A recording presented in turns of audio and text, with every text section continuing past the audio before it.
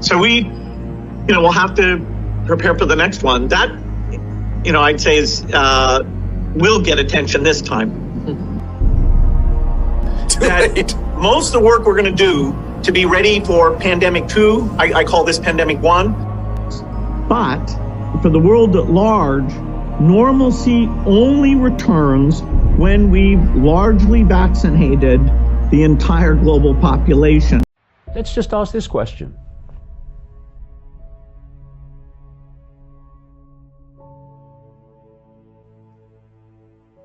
If this virus just went away now, and at some point in the next few months, maybe into the new year, they come out with a vaccine, which has been the punchline of all this, as well as other things. And they say, oh, we've got a vaccine now. We've got a vaccine now. Everyone's got to be vaccinated. If nothing happened between now and then, how many people are going to have the vaccine? Oh, I'm not having a bloody vaccine. It's all gone away. That tells you something. It tells you something very clear. I've been hearing about this, the second wave, is there going to be a second wave? Well, of course there's going to be a second wave. When we go into the autumn, fall, and into the winter, what starts happening? Snotty noses, coughs, flu, pneumonia, respiratory problems. Can you imagine the hysteria that will take place as all those things are designated COVID-19 and the second wave has come? And what are they going to do then? They're going to go back into the lockdown. Because in the run-up to the vaccine, they want it to be mandatory because of what's going to be in it. We've talked about that in previous interviews. And so they want the fear factor of what's happening. Oh, COVID-19, COVID-19. No, you're redesignating the diagnosis. That's what you're doing. Of other causes. So easy. Why does this virus affect old people almost exclusively? Because they have all the other forms of death that can be redesignated COVID-19. Young people don't. So if they're going to have this vaccine, part of it is to frighten people into having it because of everything's COVID-19. And the other thing is get them into lockdown, and those that won't have it, you say to them, you can't come out of lockdown until you do. And so you can see that another lockdown and another wave is not only coming, but it's absolutely essential to selling the vaccine. One other thing too, in this book, The Answer, which should be out in a few weeks, I say that we're going to be given a series of shocks and upheavals, challenges of various kinds, often not on the face of it connected to COVID-19. It was only at the printers when all the race stuff started, race division started. But another part of this shock, chaos, is going to be a food crisis. You know, if you can control the basics of life, and food is one of them, then you can dictate what people must do if they want the basics of life. That's what they want to control that. And they're all already in the process of manipulating a food shortage. We'll see this unfold at some point. It will be another form of control. And so what I'm saying is this is being ramped up and ramped up and ramped up and ramped up. In our first interview, you said to me, when does all this stuff end, in terms of what was leading towards the lockdown? And I said, it will end when the cult believes it has irreversibly transformed human society, so it will never go back. But even that description of end, what I said was, at some point they will roll back the extremes of the lockdown, but only to a certain extent, because they have this agenda for what they want the world to be, and the pandemic hoax has given them everything they wanted, basically. Now, what they're not going to do is concede that back. They want to move on and ratchet up and take even more human freedom as this unfolds. And so we are going to face more and more extreme impositions the longer we keep acquiescing.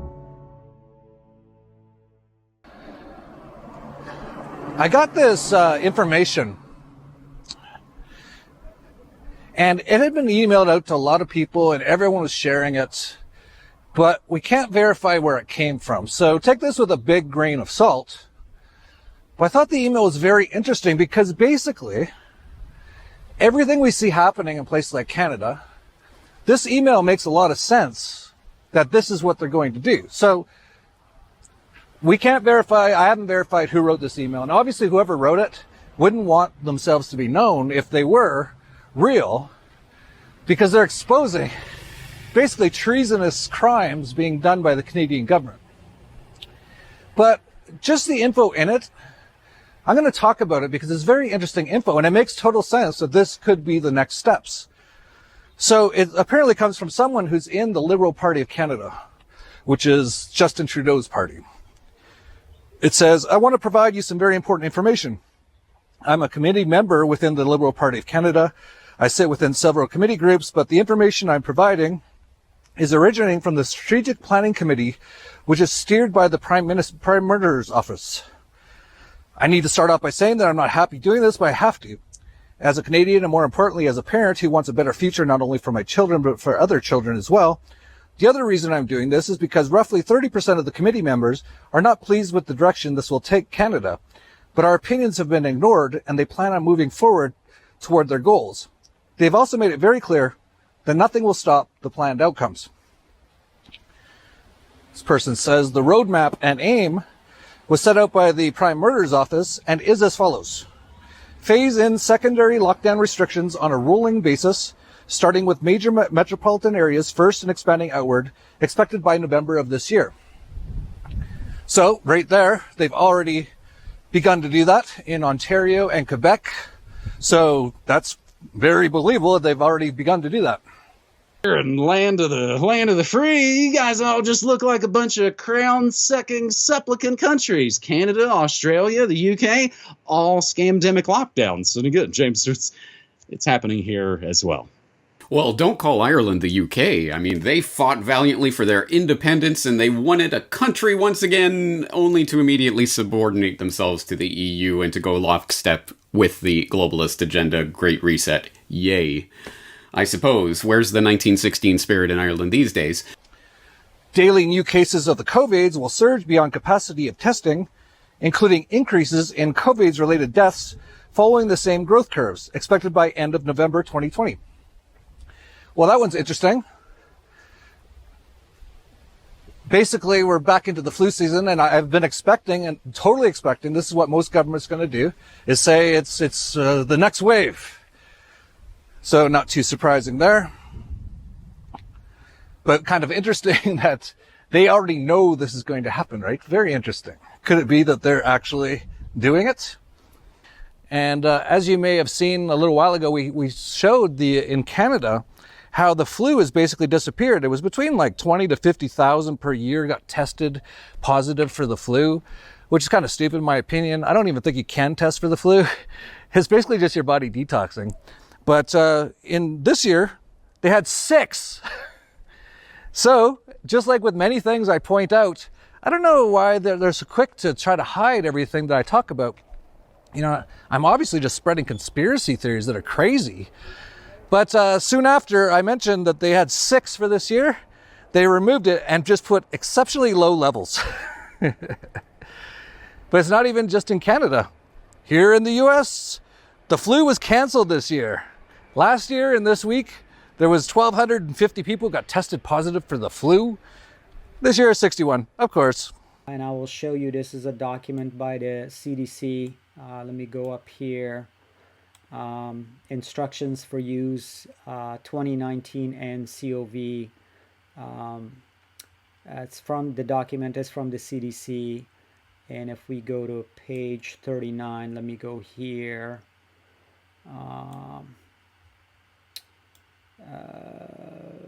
Let's see. So if we go to page 39, and I've highlighted here, since no quantified virus isolates of the 2019 nCoV are currently available, assays designed for detection of the 2019 nCoV RNA were tested with characterized stocks of in vitro transcribed full-length RNA. So no quantified virus isolates of the so the virus has never been isolated according to this.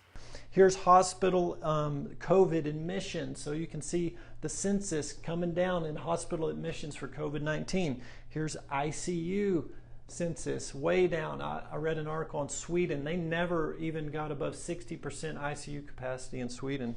So that's good news too. Unfortunately, what you're hearing on the news, which I don't recommend you watch, is tests are up, more positive cases. So that's the Case-demic. Testing is up, cases are up, but deaths are not up. And we talked about last time, the death rate is a fact.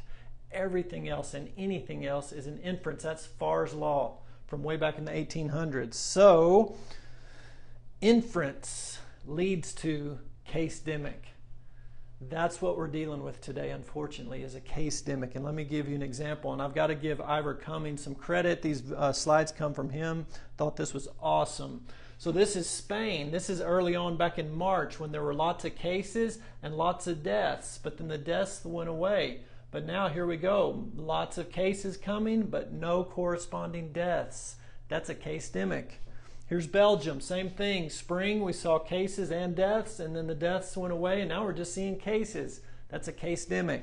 Here's France, same thing, case-demic. Here is Netherlands, same thing. In the spring, cases and deaths, and now there's practically no deaths, but there's lots of cases. This is a case-demic. Have we seen this before? Yes, we have. This is back in 2008, swine flu, H1N1. Didn't get quite the press that COVID-19 has gotten, obviously, but there was cases and deaths initially. And then look here, Fauci released a new PCR test, this flu chip. Maybe some of y'all remember that. So everyone started getting a special H1N1 test. And what happened?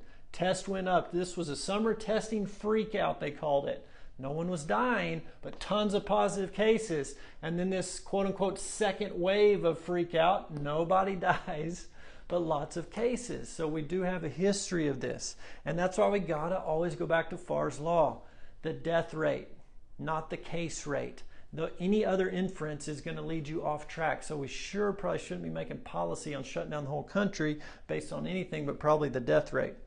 This is Paul Raincourt. We've showed you before, 2014, 2015, 2016, all the way up to 19. We see spikes every year in influenza-like illnesses. Remember, only 15% of flu cases are actually influenza. The rest are all these other viruses, including coronaviruses. And people who are susceptible will die. So, case-demic based off PCR. That's what we're dealing with right now. PCR testing, more cases, more cases. Should we be basing this case-demic off of PCR? Is PCR accurate? So let's talk a little bit. Here's an article back from June. The COVID-19 PCR tests are scientifically meaningless. Though the whole world relies on it, the science is clear. They are not fit for purpose. So let's talk about this a little bit. This is the guy that invented this PCR test. His name is Kary Mullis. unfortunately passed away last year at the age of 74, but there is no doubt that the biochemists regarded the PCR as an inappropriate test to detect a viral infection. The reason is that the intended use of the PCR was, and still is, to apply it as a manufacturing technique, being able to replicate DNA sequences millions and billions of times, and not as a diagnostic tool to detect viruses. I wish Mullins was still around today and he could give his input here, but he made it clear it's not a great test or shouldn't be used to diagnose a viral infection. Now let's start with Kerry Mullis, the inventor of the PCR test. I want to ask this to Kerry. How do they misuse PCR to estimate all these supposed free viral RNAs that may or may not be there? I think misuse PCR is not quite.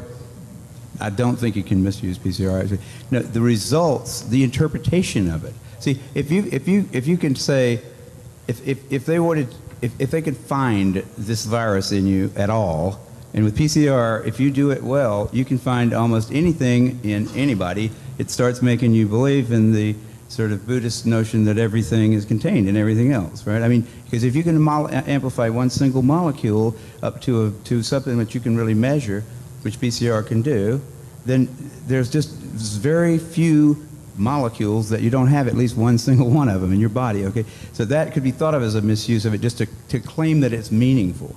But the real misuse of it is that you don't need to test for HIV. You don't need to test for the other 10,000 retroviruses that are unnamed also in the subject. See, somebody that's got HIV generally is going to have almost anything that you can test for because they have definitely been. HIV is a fairly rare virus. There's only 1 million of us out of 250, 300 million people in America that have that virus. So you have to get around, either your mother had to have it and pass it to you, or you have to really be paying a lot of attention to people that do have it and paying only attention to them and get a pretty good chance of getting it that way. It's hard to get it, but if you have it, there's a good chance you've also got a lot of other ones because you've been in the market for it's been possible for you to get a lot of. To test for that one and say that has any special meaning is what I think is the problem. Not that PCR has been misused. It's like. It's not an estimation. No, it's a really quantitative thing. It tells you something about nature and about what's there, but it allows you to take a very minuscule amount of anything and make it measurable, and then talk about it in meetings and stuff like it is important. See, that's not a misuse. That's just sort of a misinterpretation. It is. No, there's very little of what they call HIV, and what's been brought out here by Phil Pott and Isai already. The measurement for it is not exact at all. It's not as good as our measurement for things like apples. An apple is an apple. You know, you can get something that's kind of like, if you got enough things that look kind of like an apple and you stick them all together, you might think of it as an apple.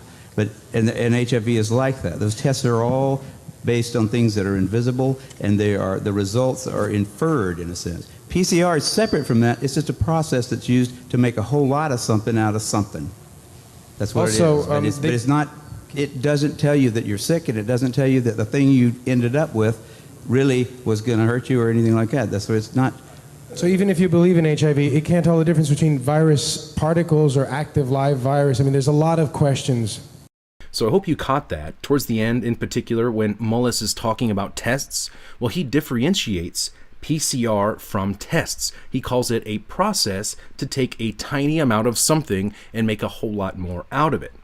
Mullis also, very importantly, states that PCR does not tell you that you are sick, and it does not tell you that if what you have will make you sick. So right there, according to the inventor of PCR himself, it is not capable and should not be used as a diagnostic test to determine false or positive test results.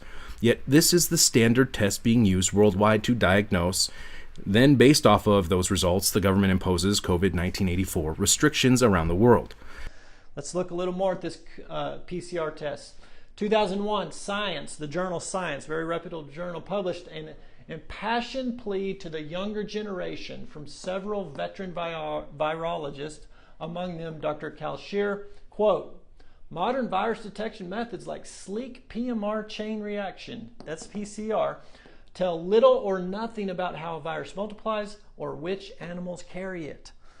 So what exactly is this PCR doing? It's a swab going through the nose, into the back of your nose, into the back of the sinus cavity here, and it's picking up particles of DNA, genetic material. So this can be bacteria, viruses, all kinds of different viruses, all kinds of genetic fragments, your human DNA.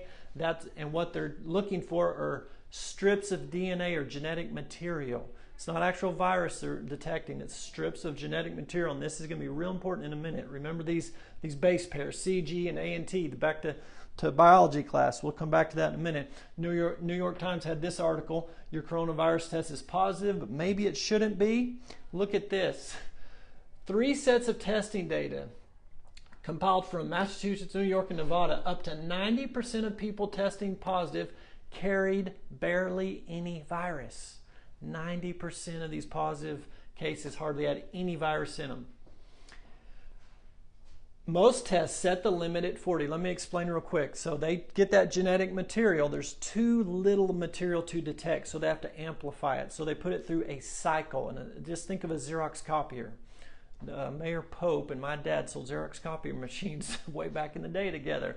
So a little connection there. But think of this Xerox copier just copying the DNA material. You've got to go through 40 cycles. That's what they're doing with this test. Some tests are doing 37, most are doing 40.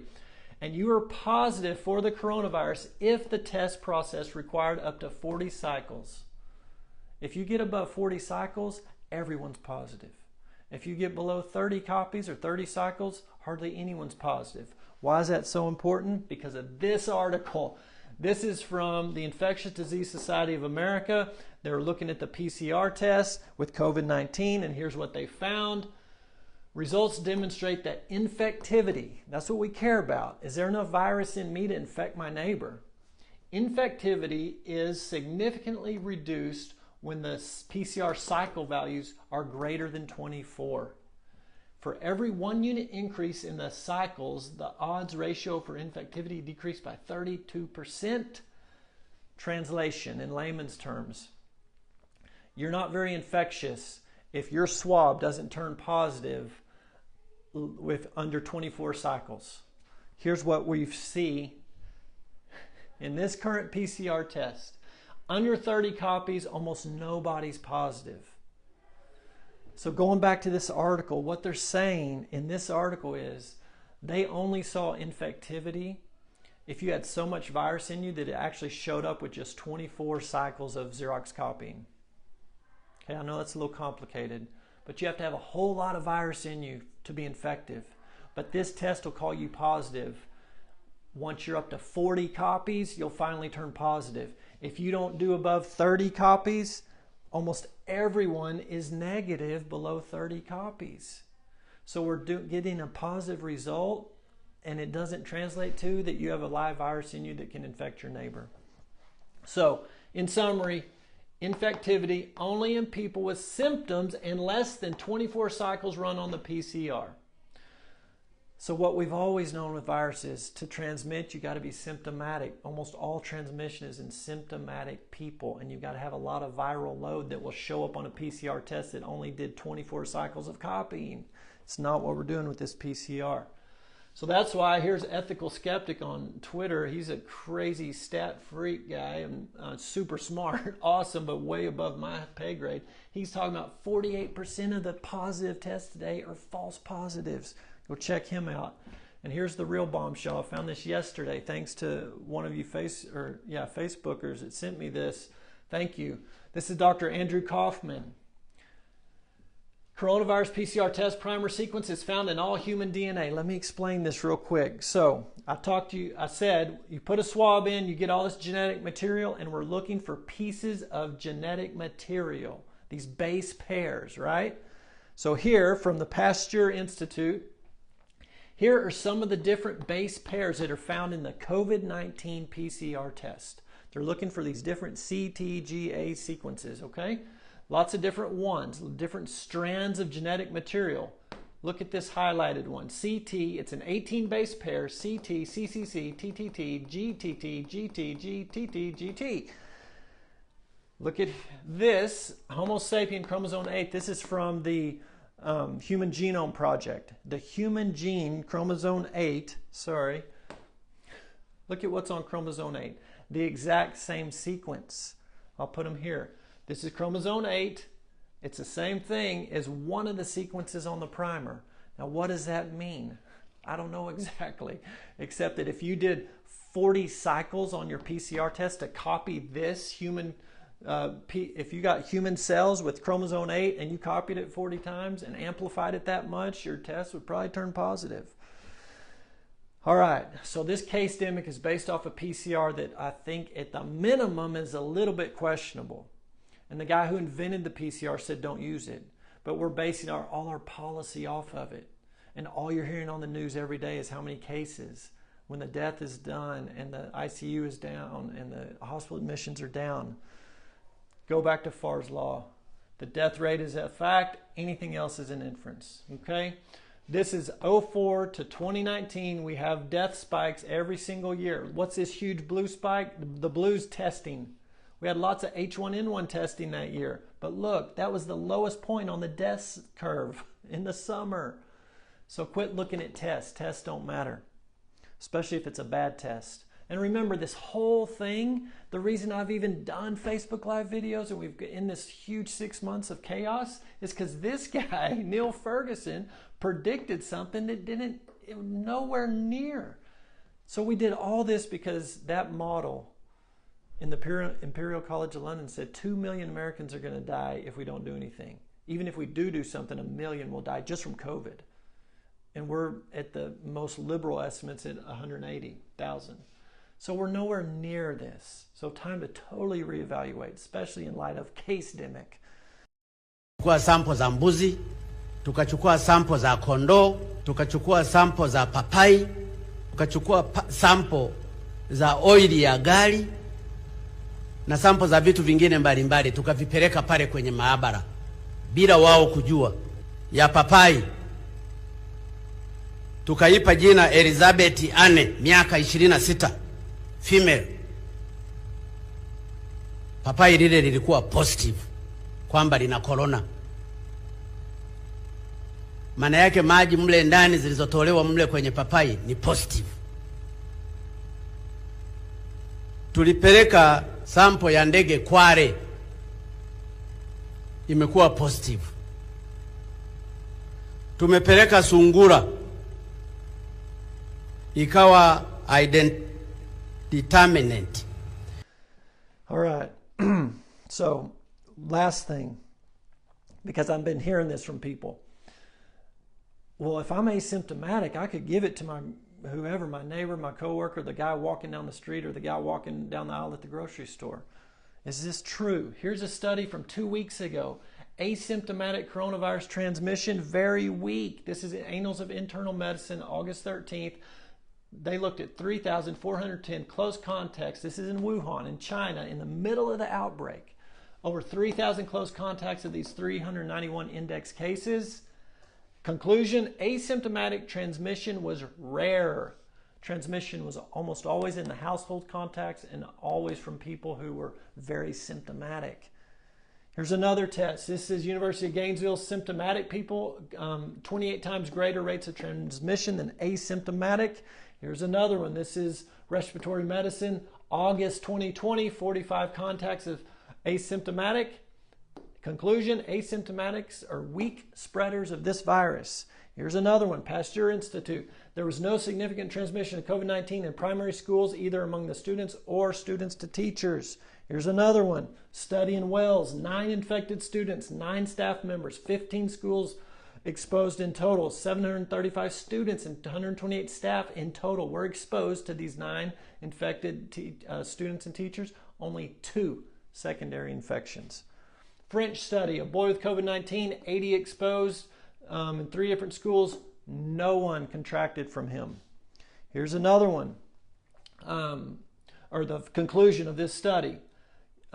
Children and adolescents are less likely to be symptomatic and less likely to become infected and to spread the infection. So if you're asymptomatic, you don't spread the infection. Here's New England Journal of Medicine, May of 2020. We know that wearing a mask outside of healthcare facilities offers little, if any, protection from infection. Public health authorities define a significant exposure to COVID-19 as face-to-face contact within 6 feet of a patient and sustained for at least a few minutes, and some say more than 10 minutes. Let me repeat that. Face-to-face contact within 6 feet for many minutes. Not walking by someone in the grocery store, down the sidewalk, or anywhere else. And they have to be symptomatic, and you have to be sitting there having lots of conversation. The chance of catching COVID-19 from passing interaction in a public space is therefore minimal.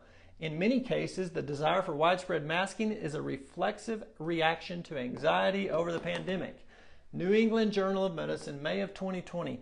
Now, the editors came back and made them take that down. These doctors who published this, they took it down and said, never mind. Well, I haven't seen any evidence, any published data to refute what they're saying here. So maybe it was taken down for political reasons, possibly. From the same article, it's also clear that masks serve symbolic roles. They help increase healthcare workers' perceived sense of safety and well-being. Although such reactions may not be strictly logical, we are all subject to fear and anxiety, especially during times of crisis. One might argue that fear and anxiety are better countered with data and education than with a marginally beneficial mask. That's what we're trying to do here, bring you data and bring you education, bring you the truth. We already talked about 17 studies from Dr. Blaylock that he looked at and reviewed the mask, no benefit. 50 studies that Dr. Tenpenny, she's published this. Go review those 50 studies that she found. There's Dr. Paul Rancourt. All the studies he found all say the same thing. This is a doctor in London, Jenny Harris, Deputy Chief Medical Officer. Actually, the mask could trap the virus and make it even worse. Common sense will tell you your exhaust is building up on the mask. It's dirty, it's condensation, there's viral particles could build. According to her opinion, that could increase your risk of infection. And then beyond her opinion, here's a published article that says the same thing. The rates of all infection outcomes were highest in the cloth mask arm. This study is a randomized controlled trial of cloth masks, and the results caution against the use of cloth masks because moisture retention and reuse of cloth masks and poor filtration may result in increased risk of infection. British Medical Journal. That is from 2015. All right, so the one thing we're not talking about, all we're talking about is cases, social distancing, wear a mask, and no one's talking about healthy lifestyles.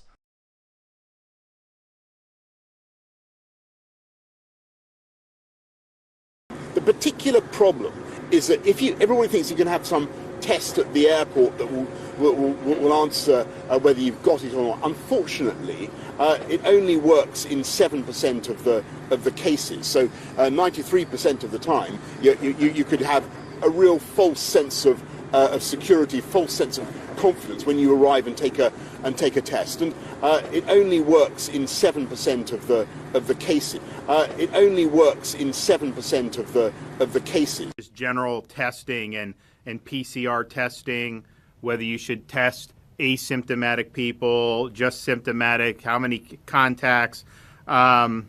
Bhattacharya, what is the this asymptomatic testing with PCR, but particularly I think one of the things that's been put out, the New York Times had an article about a month ago looking at some of the test results in New York and in, I believe, Nevada and Massachusetts, and they found that because the PCR tests are so sensitive that up to 90% of the positives were not identifying live infectious virus.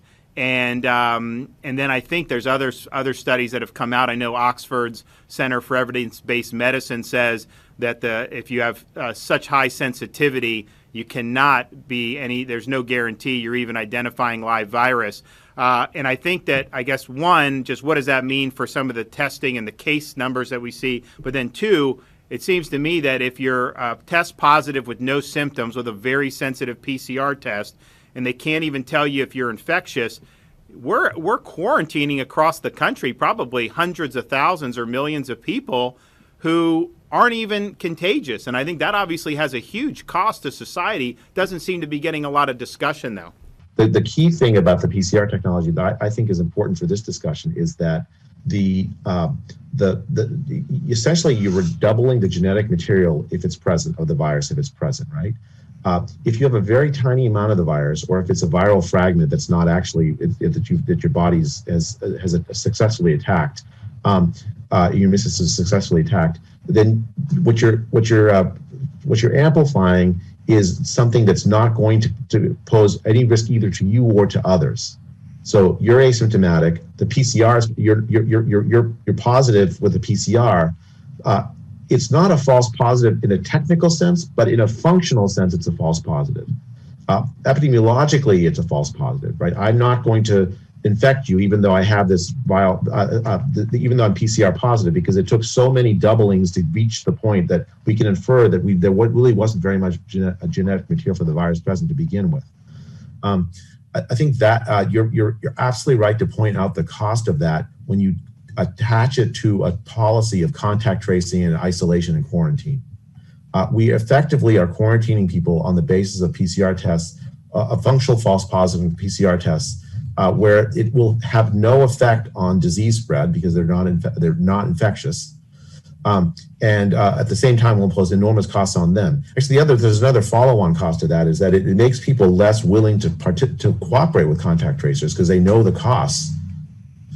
If I am contact traced and I'm asked to say who I've interacted with, I know if I say I interact with my friends, they're going to be facing the same thing. They might get quarantined, and if it's possible that it's a false positive, a functional false positive, then I'm imposing cost on them for nothing. I think in LA County, I saw an LA Times story that 60% of people who are contacted, who put in touch with contact tracers, they won't cooperate with them. And you can see why. The cost of essentially ratting your friends out is enormous. Rush the acquisition of or construction of isolation facilities across every province and territory, expected by December 2020. Well, that one's interesting because there's a member of parliament in Ontario province named Randy Hillier, and he brought up in parliament that the government is putting out requests, requests for work on basically developing or building what do they call them? Internment centers, basically. So here's the actual video of him talking about it. So again, this is the third point that's already we know is happening. First, he asked the question about what is the plan for these internment centers? And a typical politician, his first answer does not answer it whatsoever. So, politicians. Like, why does anyone even listen to them? So he asks again, and the second time, the guy doesn't answer, and they cut off his microphone and just say, next question. Next question, the member for Lanark, Frontenac, Kingston. Thank you, Speaker. My question is to the Premier. In my supplemental question yesterday, I asked this government if the people of Ontario should prepare for internment camps. In September, the federal government posted a call for expressions of interest for contractors to supply, provide, and manage quarantine isolation camps throughout every province and every territory in Canada. These quarantine isolation camps, however, are not limited to people with COVID, but provide a wide latitude for many people to be detained. Surely this government is aware of the intentions to build these isolation camps from coast to coast. And my question to the Premier is, how many of these camps will be built, and how many people does this government expect to detain? Question. Government House Leader. Thank you, Mr. Speaker. It is very true that when people leave the country and when they come back in, that the province is suggesting, and the federal government, in cooperation with the federal government, we are suggesting that people isolate themselves. That has been a practice that has been very successful, not only here in the province of Ontario, but across Canada. And we will, of course, be redoubling our efforts to make sure that the people of the province of Ontario remain safe, Mr. Speaker. So if the member is referring to the fact that that one of the public health policies is that when you return from a jurisdiction outside of the province of Ontario or from another country, that you isolate yourself for 2 weeks. I would suggest that has been a good policy that has been working. In fact, this House has been doing the same thing since we came back. We are working in cohorts to make sure that the Legislative Assembly can continue to operate. That's why we have 2 separate cohorts, Mr. Speaker. Response. And with the cooperation of the official opposition, that is why all members of the Independents have been excluded from that cohort, because we want them to be able to participate in debate. So we will continue to do everything in our power to make sure that this House continues, but that the people of the province of Ontario and Canada are kept safe. Supplementary question. Again, back to the Premier.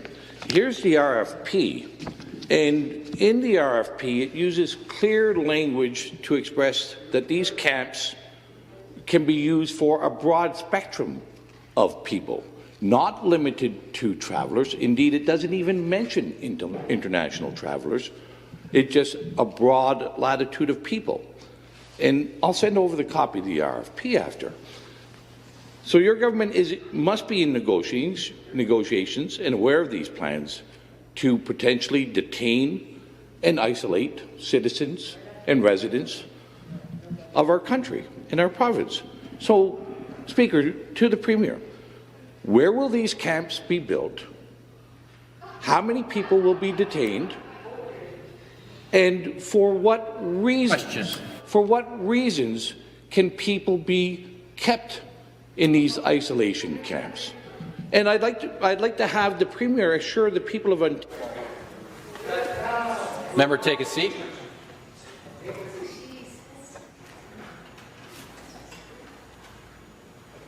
The next question. It reminds me of the very first broadcast I made in 1940, helped by my sister. We, as children, spoke from here at Windsor to children who had been evacuated from their homes and sent away for their own safety. Today, once again, many will feel a painful sense of separation from their loved ones. But now, as then, we know deep down that it is the right thing to do. While we have faced challenges before, this one is different. This time we join with all nations across the globe in a common endeavor, using the great advances of science and our instinctive compassion to heal. We will succeed, and that success will belong to every one of us. We should take comfort that while we may have more still to endure, better days will return. We will be with our friends again. We will be with our families again. We will meet again. But for now, I send my thanks and warmest good wishes to you all.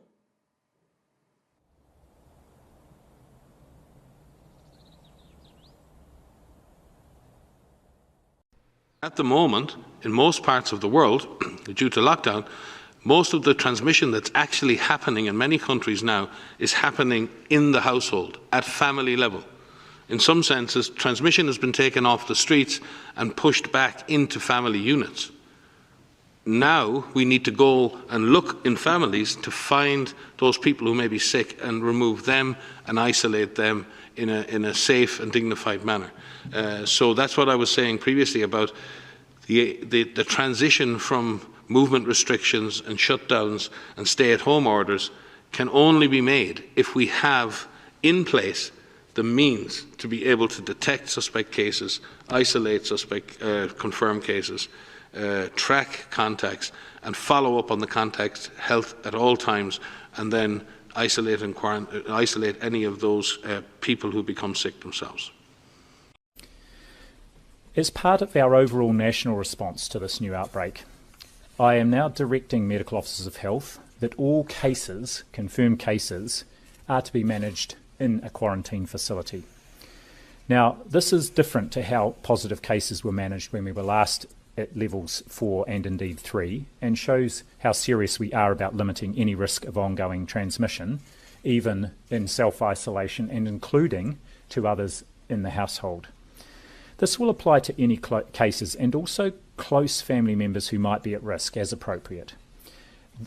A reminder, these facilities have been set up specifically and have excellent processes and resources in place to look after people with COVID-19, including health staff on site at all times, and it will help us avoid any further inadvertent spread into the community as part of our overall response. If someone refuses in our facilities to be tested, they have to keep staying. So they won't be able to leave after 14 days. They have to stay on for another 14 days. So it's a pretty good incentive. You either get your tests done and make sure you're cleared, or we will keep you in a facility longer. So I think most people will look at that and say, I'll take the test. I've got a number of questions about people refuse, what do we do if someone refuses to be tested? Well, they can't now. If someone refuses in our facilities to be tested, they have to keep staying. So they won't be able to leave after 14 days. They have to stay on for another 14 days. So it's a pretty good incentive. You either get your tests done and make sure you're cleared, or we will keep you in a facility longer. So I think most people will look at that and say, I'll take the test. Docteur Girard, avant de terminer, il y a une journaliste qui ne pouvait pas être présente ici qui demande brièvement, est-ce que des ordonnances ont été émises à l'endroit des clients récalcitrants? Yes. Merci, Docteur Girard. Est-ce que ça peut être une phrase complète en français? Oui. L'ordonnance concernait justement 2 personnes qui ne collaboraient pas. Et on trouve que c'est formidable de pouvoir finalement utiliser ce levier-là. Vous savez, avant, si on n'était pas en urgence sanitaire, le directeur de santé publique peut utiliser ce pouvoir pendant 72 heures, en attendant qu'un juge, finalement, confirme l'ordonnance. Dans le cas de la COVID-19, nous avons la possibilité d'isoler quelqu'un pendant 14 jours. Et c'est ce que nous avons fait ce matin. Et c'est ce que nous avons déjà fait dans le passé. Et on a aussi, comme on l'a fait ce matin, obligé une personne à collaborer à l'enquête. Et on l'avait déjà fait dans le passé, avec succès, et avec une collaboration extraordinaire des corps policiers. Merci à tout le monde. Passez une bonne fin de journée. Quand vous ordonnez quelqu'un pendant 14 jours à rester chez eux, là, c'est pas chez eux que ça se passe. Là. 14 jours, là, le séjour, c'est à la prison dans une cellule de détention. Est-ce que vous avez l'impression d'être dans une prison? Parce que c'est ça. Souvent, ce qu'on fait, c'est que c'est un endroit. Nous, comme on est le CIUS, en fait, a la possibilité d'offrir justement des isolements préventifs. Ça se passe finalement. C'est une disposition qui est beaucoup plus facile quand on a quelqu'un qui ne collabore pas. Puis ça devient vraiment complexe. La personne qui est surveillée, ouais. Elle est en isolement exactement où ça peut être aussi. C'est pas nécessaire. C'est ça. Mais est-ce que c'est pas à la maison, c'est pas la, ben, ça dépend de la personne. We also realize that as we find more contacts, some of the people we find are going to have trouble being isolated. For instance, if they live in a home where there's only one bathroom and there are 3 or 4 other people living there and those people don't have COVID infection, we're not going to be able to keep the person in that home. Every person who we're isolating, for instance, needs to have their own bathroom.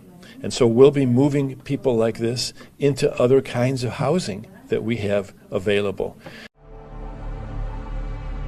In this video, we're going to examine the leaked U.S. military document FM 3-39.40, otherwise known as the Field Manual for Internment and Resettlement Operations for U.S. Citizens.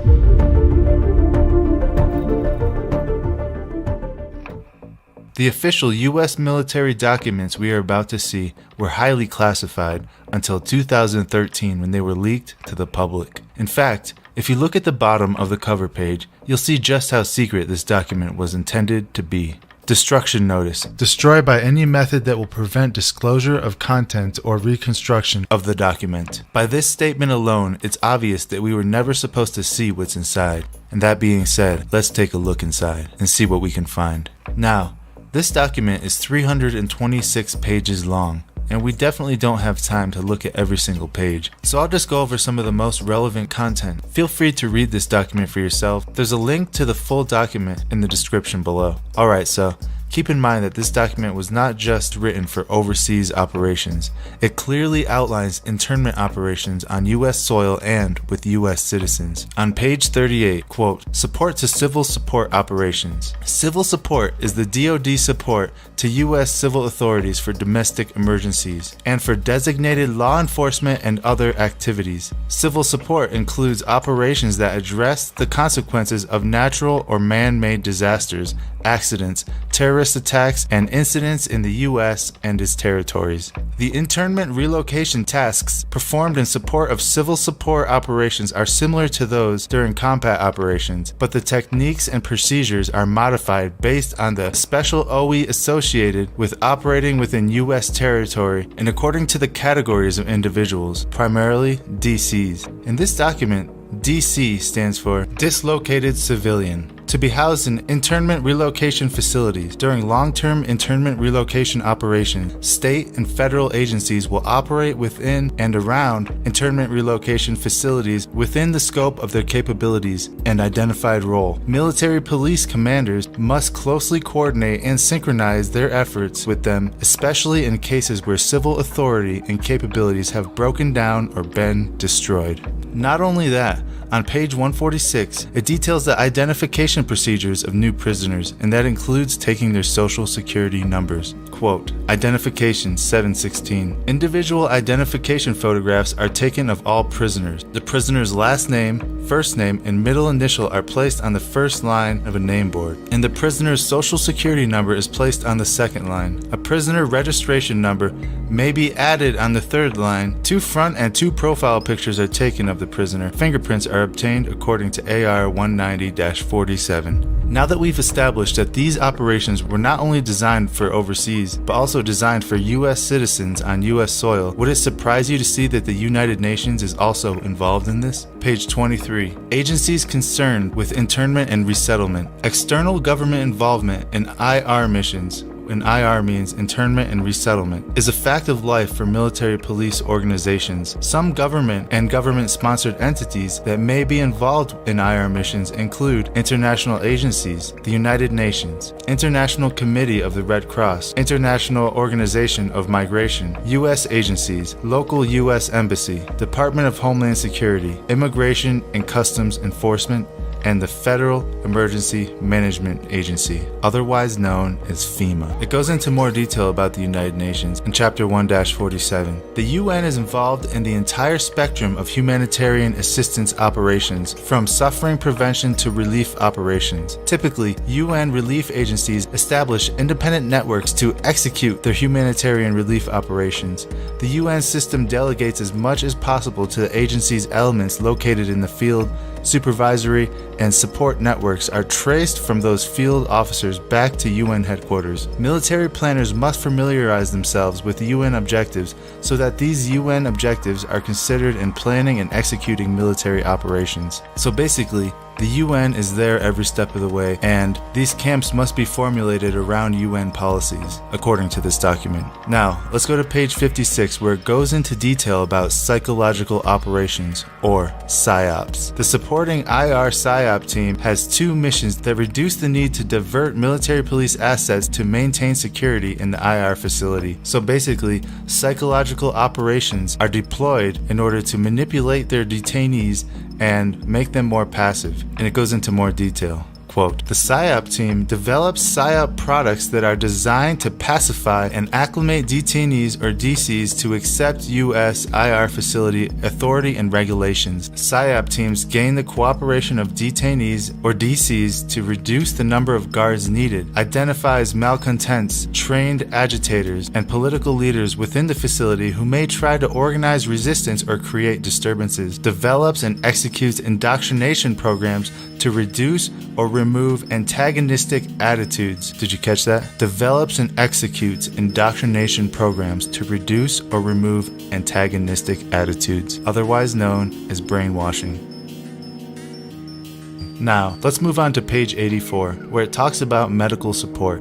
And this is where it starts to get a little scary if you take into account the whole COVID-19 pandemic. Quote, medical personnel are required to identify, treat, and document existing medical conditions and injuries of detainees. Commanders must considering the following when establishing medical care at the internment facility. A credentialed healthcare professional examines detainees monthly and records their weight on a DA Form 2664-R. The detainee reporting system requires weight data from medical community. The general health of detainees, their nutrition and cleanliness are monitored during inspections. The detainees are examined for contagious diseases, especially tuberculosis, lice, louse-borne diseases, human immunodeficiency virus, which is HIV, and STDs. Now, COVID-19 would definitely fall into this category. It goes on to say, quote, all medical treatment facilities must provide immunizations for and isolation of detainees with communicable diseases. Again, COVID-19 falls into this category. So basically what they're saying here is these facilities can be turned into a military quarantine with forced immunizations. Let's continue reading. Detainees who require a high level of care are transferred to military or civilian medical installations where the required treatment is available. Military police escort detainees to medical treatment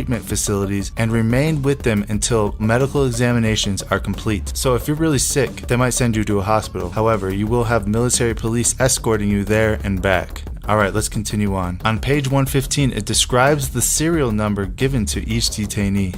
Quote, internment serial numbers. The ISN, or internment serial number, is the DoD mandated identification number used to account for and track detainees. Once an ISN is assigned, it is used on all documentation, including medical records. The ISN is generated by the Detainee Reporting System. The Detainee Reporting System is the only approved system for maintaining detainee accountability. It is the central data point system used for reporting to the national level and sharing detainee information with other authorized agencies. Here is a nice diagram showing what the ISN is comprised of. Now, some people might say that these camps are friendly in nature and will be used as some sort of humanitarian camp to help people in need. Well, if it's a humanitarian camp, why would they need to use deadly force on people who try to escape? Page 238, quote, Level 5, deadly force, used as a last resort when all lesser means have failed or would be impractical. Used to prevent death or serious injury to self or others, to prevent the theft, damage, or destruction of resources vital to national security or dangerous to other, or, and here's the big one, to terminate an active escape attempt. So basically, deadly force is authorized to stop an escape attempt. That's everything we need to know right there. They also go into detail about how these camps should be laid out. There's many diagrams in this document, and we're going to take a look at this one right here. This diagram shows 3 rows of barbed wire fence, 25 guard towers, and a quick reaction force. Now, it should be obvious to anybody watching this that these camps are not humanitarian relief centers, but rather prisons. Prisons meant for large populations of US citizens. And this video just scratched the surface of this nearly 400-page document. Look down here in the bottom. It does. Yes, sir, it does. They have toilets with toilets in them.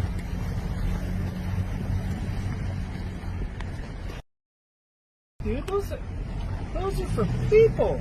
Yeah, those are for people. They've got toilets. How many are there, bro?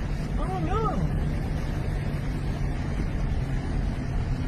Then the next one is complete and total secondary lockdown, much stricter than the first and second rolling phase restrictions, expected by end of December 2020 or early January. And again, I'm expecting that as well. They're going to use the flu season as you know, we put on our last video. In Canada, every year there's like 20 to 50,000 people who get a test for the flu and have the flu. This year there was 6. It goes on, reform and expansion of the unemployment program to be transitioned into the universal basic income program expected by Q1 of next year. So in just 3 or 4 months. Again, they've been talking about universal basic income for a while, so that wouldn't be all that surprising either.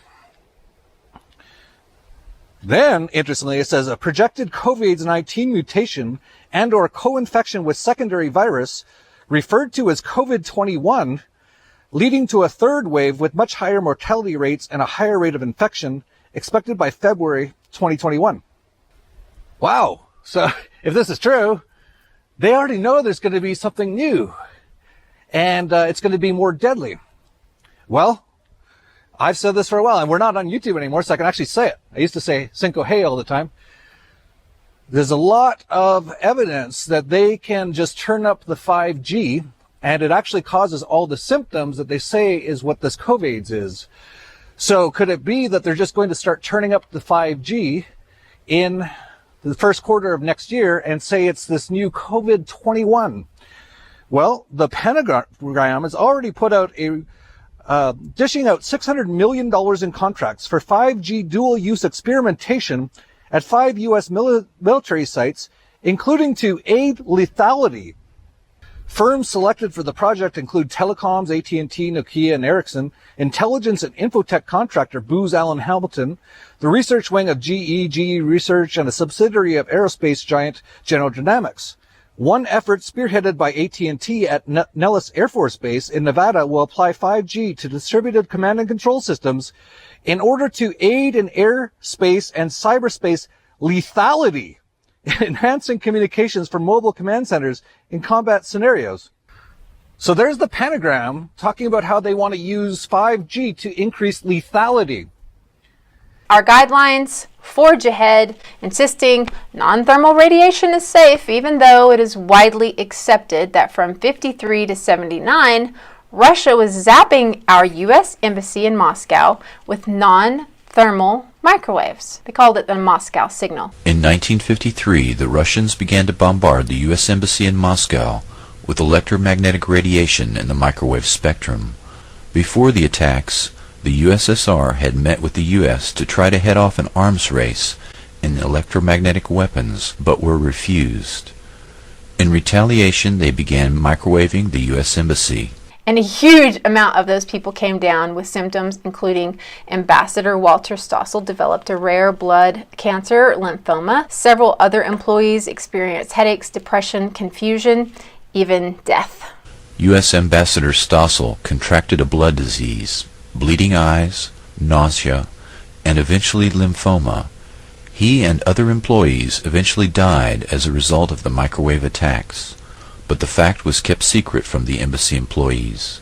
What's worse, high-ups in the military knew they were being zapped by Russia. Starting in about 63, from a random bug check, they found the frequencies. So instead of telling these employees that they were being zapped by microwaves 9 hours a day, they just started drawing their blood and studying them. Yeah. These diplomats were apparently lied to and told that their doctors were looking for exposure to a new type of virus and kept them in the dark of what was really happening while studying their demise. Dr. Henry Kissinger sent a secret memo giving hazard pay to embassy personnel in the 1970s. After the story leaked in the 70s, the government put up copper shielding, and Samaritan Henry Kissinger arranged some hazard pay for those guys for their subjectation to an experiment that they didn't sign up for. I bring this up because, one, this is proof positive that our government knows that low-level microwaves over time caused major biological problems. Two, Russia zapped these folks for over 20 years, and we know it took several years for issues like blood cancer to begin surfacing. How many years have we had Wi-Fi now? And finally, I have to ask, why would we think that the government could do that to our own American diplomats in 1960s and 70s and not us now? This next generation of wireless signals means higher frequencies. The frequency of 2.4 gigahertz we're used to by now in the form of 4G, Wi-Fi, and microwave ovens. The frequency of 60 gigahertz is one of the new frequencies coming to the next generation of wireless signals. That's 25 times higher the frequency. The reason I'm concerned about the frequency of 60 gigahertz specifically is because it's almost entirely absorbed by oxygen in the air. In fact, the oxygen molecule is resonant to the frequency of 60 gigahertz. Global net. Signal loss of 60 gigahertz under atmospheric conditions is observed to be 16 decibels per kilometer, which corresponds to a 97.5% loss of power or signal strength across a kilometer. In other words, the oxygen in the air absorbs almost all of this energy of this specific frequency. If there is one molecule that should be off limits to microwave excitation, It's oxygen. Doesn't it seem like a really bad idea to be gambling with oxygen? The fact that big tech is pushing to roll out 60 gigahertz wireless technology without appropriate testing on the effects of oxygen absorption in living beings is totally unacceptable. It's our duty to preserve the air we breathe and make sure that oxygen is left alone. The idea of urban environments being saturated with this frequency is frankly disturbing. If this frequency is coming soon to our cities, we need to know, how does this energy absorption affect the oxygen we breathe, and how could that affect our health? To answer those questions, we need to know a few things about both the oxygen molecule as well as the 60 gigahertz signal interacting with it. In its ground state, oxygen has a triplet electron structure, meaning it has two unpaired electrons with the same direction of spin. This electron spin structure makes the oxygen molecule paramagnetic, meaning it aligns to and is weakly attracted by a magnetic field, similar to the needle of a compass. The 60 gigahertz signal, being non-visible light, can either be thought of as an oscillating electromagnetic wave or as a particle with momentum traveling at the speed of light. First, let's treat the signal as a wave and see how it could affect the oxygen molecule that way. In the 1948 paper Microwave Absorption Spectrum of Oxygen out of MIT, researchers describe oxygen's interaction with light. This permanent magnetic moment is the cause of the paramagnetism observed in oxygen, and it also allows the molecule to couple to the magnetic field of an electromagnetic wave. Sounds similar to how electrically polar water molecules couple with light waves of 2.4 gigahertz in a microwave oven, causing them to rotate and heat up whatever leftovers are for lunch today. For those of you that need a refresher on how that works, molecular rotation occurs in materials containing polar molecules having an electric dipole moment, with the consequence that they will align themselves in an electromagnetic field. If the field is oscillating, as it is in an electromagnetic wave, these molecules rotate continuously by aligning to it. This is called dipole rotation. So, electric dipoles can rotate continuously with light. But what about magnetic dipoles? Is it possible that oxygen's magnetic dipole can couple with the magnetic part of an electromagnetic wave in a similar way, causing it to rotate? In a joint study between the National Physical Laboratory of the UK and the Polaroid Corporation, called Magnetic Dipole Rotation Spectrum of Oxygen, researchers explain, in order to have an active pure rotation spectrum, a molecule must have a permanent dipole moment. Oxygen, in its electronic triplet ground state, has an electron spin of 1, and hence has a magnetic dipole. This dipole moment results in relatively intense magnetic dipole transitions being allowed in the microwave absorption region of 54 to 64 gigahertz. Excuse me.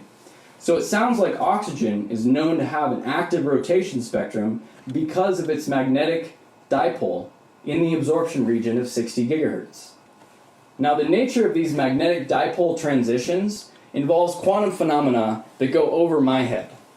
I'll leave a list of topics in the description that seem to play a part in oxygen's absorption behavior, but I don't feel qualified enough to discuss them here. If somebody out there who knows more about quantum mechanics and molecular physics wants to reach out and clarify, that'd be great. What does seem clear from the rest of that quote is that a 60 gigahertz signal is very likely rotating the oxygen molecule by interacting with its magnetic dipole moment. That's if we treat the signal as an electromagnetic wave. What if we treat the signal as a particle or a photon? Well, the reason the oxygen molecule has a magnetic dipole moment is because of the orientation of the spin of its electrons. And an electron's spin can only be affected by an exact amount of energy. What if a 60 gigahertz photon has this exact amount of energy? Well, it looks like it does. A 60 gigahertz photon has 0.248 milli-electron volts of energy.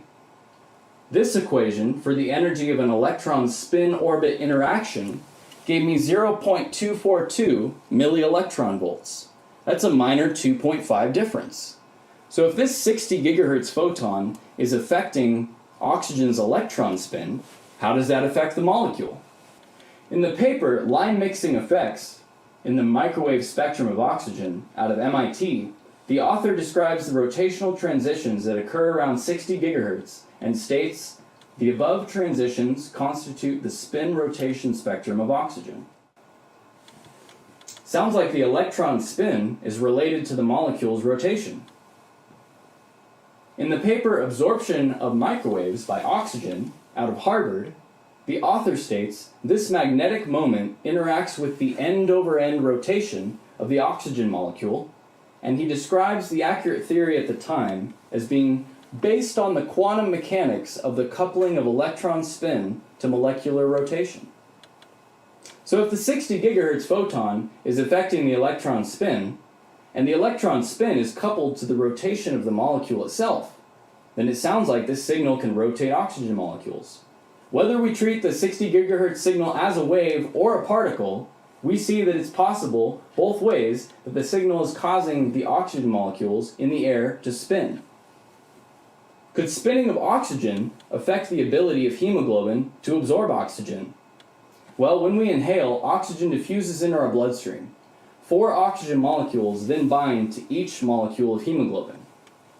If magnetism plays any part in the iron atoms' oxygen affinity and binding, then rapidly spinning oxygen molecules could make it harder for oxygen to bind to hemoglobin. Considering that both the oxygen molecule and the charged iron atom inside of hemoglobin are paramagnetic, it seems entirely possible that magnetism plays a role here. In the 2015 paper, Discovery of the Magnetic Behavior of Hemoglobin, a beginning of bioinorganic chemistry, researchers from Caltech and University of Rochester state, current views of iron-oxygen bonding in hemoglobin are mixed. It would seem that reality is more complex than implied by the limiting models proposed by Pauling and Weiss. Indeed, our understanding of the iron-oxygen interaction in oxygenated hemoglobin continues to evolve. Magnetoelectrochemistry and magnetobiology are relatively new fields. We're just beginning to understand how magnetic interactions at the molecular level affect the biochemical processes of the human body. From my research, it seems the oxygen molecules are being rotated by the 60 gigahertz signal, and because 60 gigahertz means 60 billion times per second, these oxygen molecules could be spinning pretty quickly, and that could very possibly hinder the ability of oxygen to bind to hemoglobin.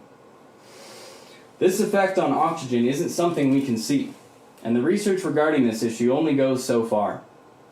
So 5G, I know there's a lot of misconception. People say, oh, it's only millimeter waves. Well, because, as I said before, FCC says it's entire spectrum of microwaves. It's the low band, mid band, high band. It's the entire spectrum of 300 megahertz through 300 gigahertz. You're basically, it's the full range. So 2G, 3G, 4G had a limit, okay? The highest bandwidth, they started going higher and higher in frequency. 4G, 2.1, that's about what's coming off cell towers. 5G, now they're, FCC is allowing all kinds of bandwidths to be auctioned off, which is horrific. And it's being done right now while they're rolling out 5G. So here, microwaves fall within the radio waves, and the millimeter waves is that small bandwidth within the microwaves, the 30 to 300 gigahertz.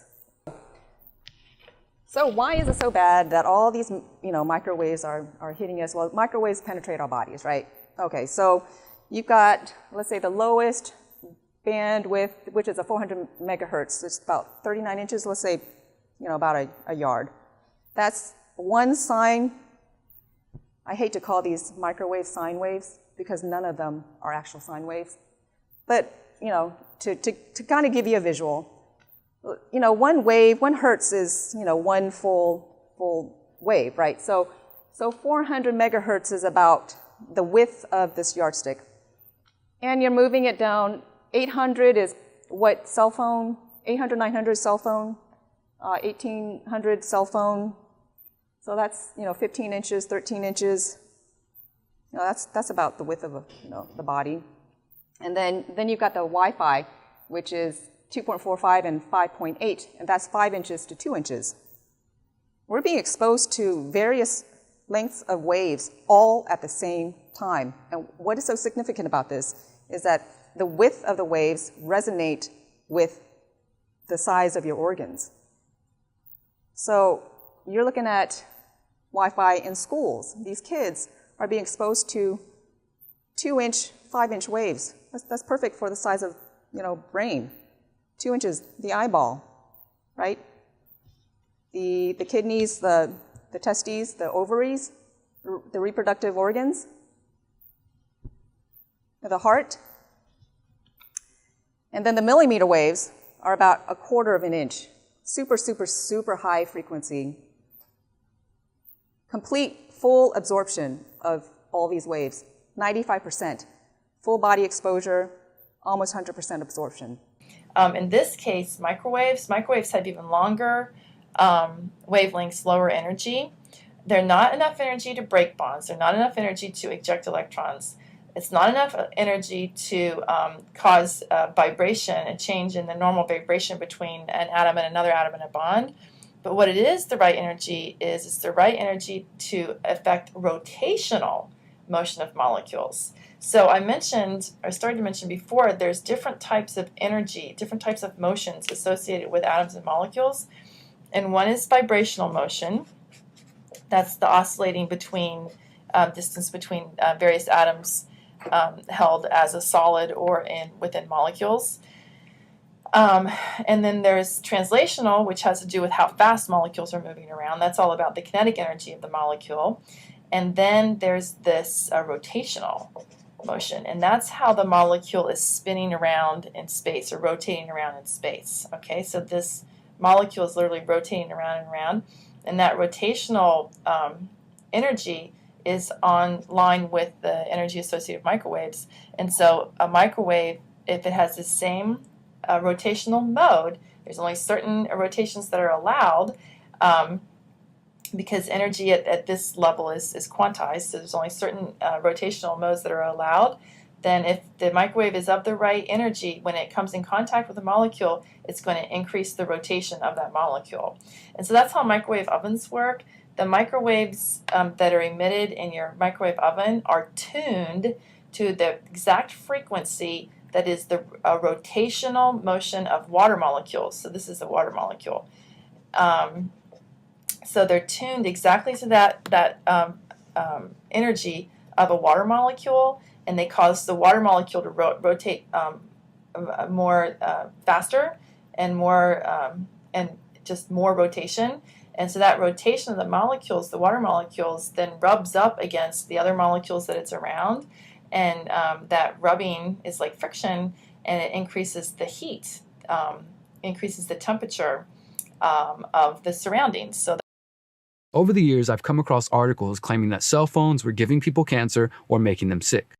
I didn't pay too much attention at first, but when I finally decided to investigate the topic, I realized that there is ample evidence that the technology we are so hurriedly surrounding ourselves with might be putting our lives at risk in more ways than one. I started by trying to understand the concerns around EMFs. I went through hundreds of studies, including those funded by government sources and those funded independently. I came across studies discussing extremely low-frequency electromagnetic fields and their effect on DNA. The researchers concluded that cells exposed to extremely low frequencies, or ELFs, quote, presented an increase of the number of cells with high damaged DNA as compared with non-exposed cells. I found studies examining a potential association between nocturnal mobile phone use and mental health, suicidal feelings, and self-injury in adolescence. I also found an interesting study discussing the excitability of the brain being induced by radio frequencies.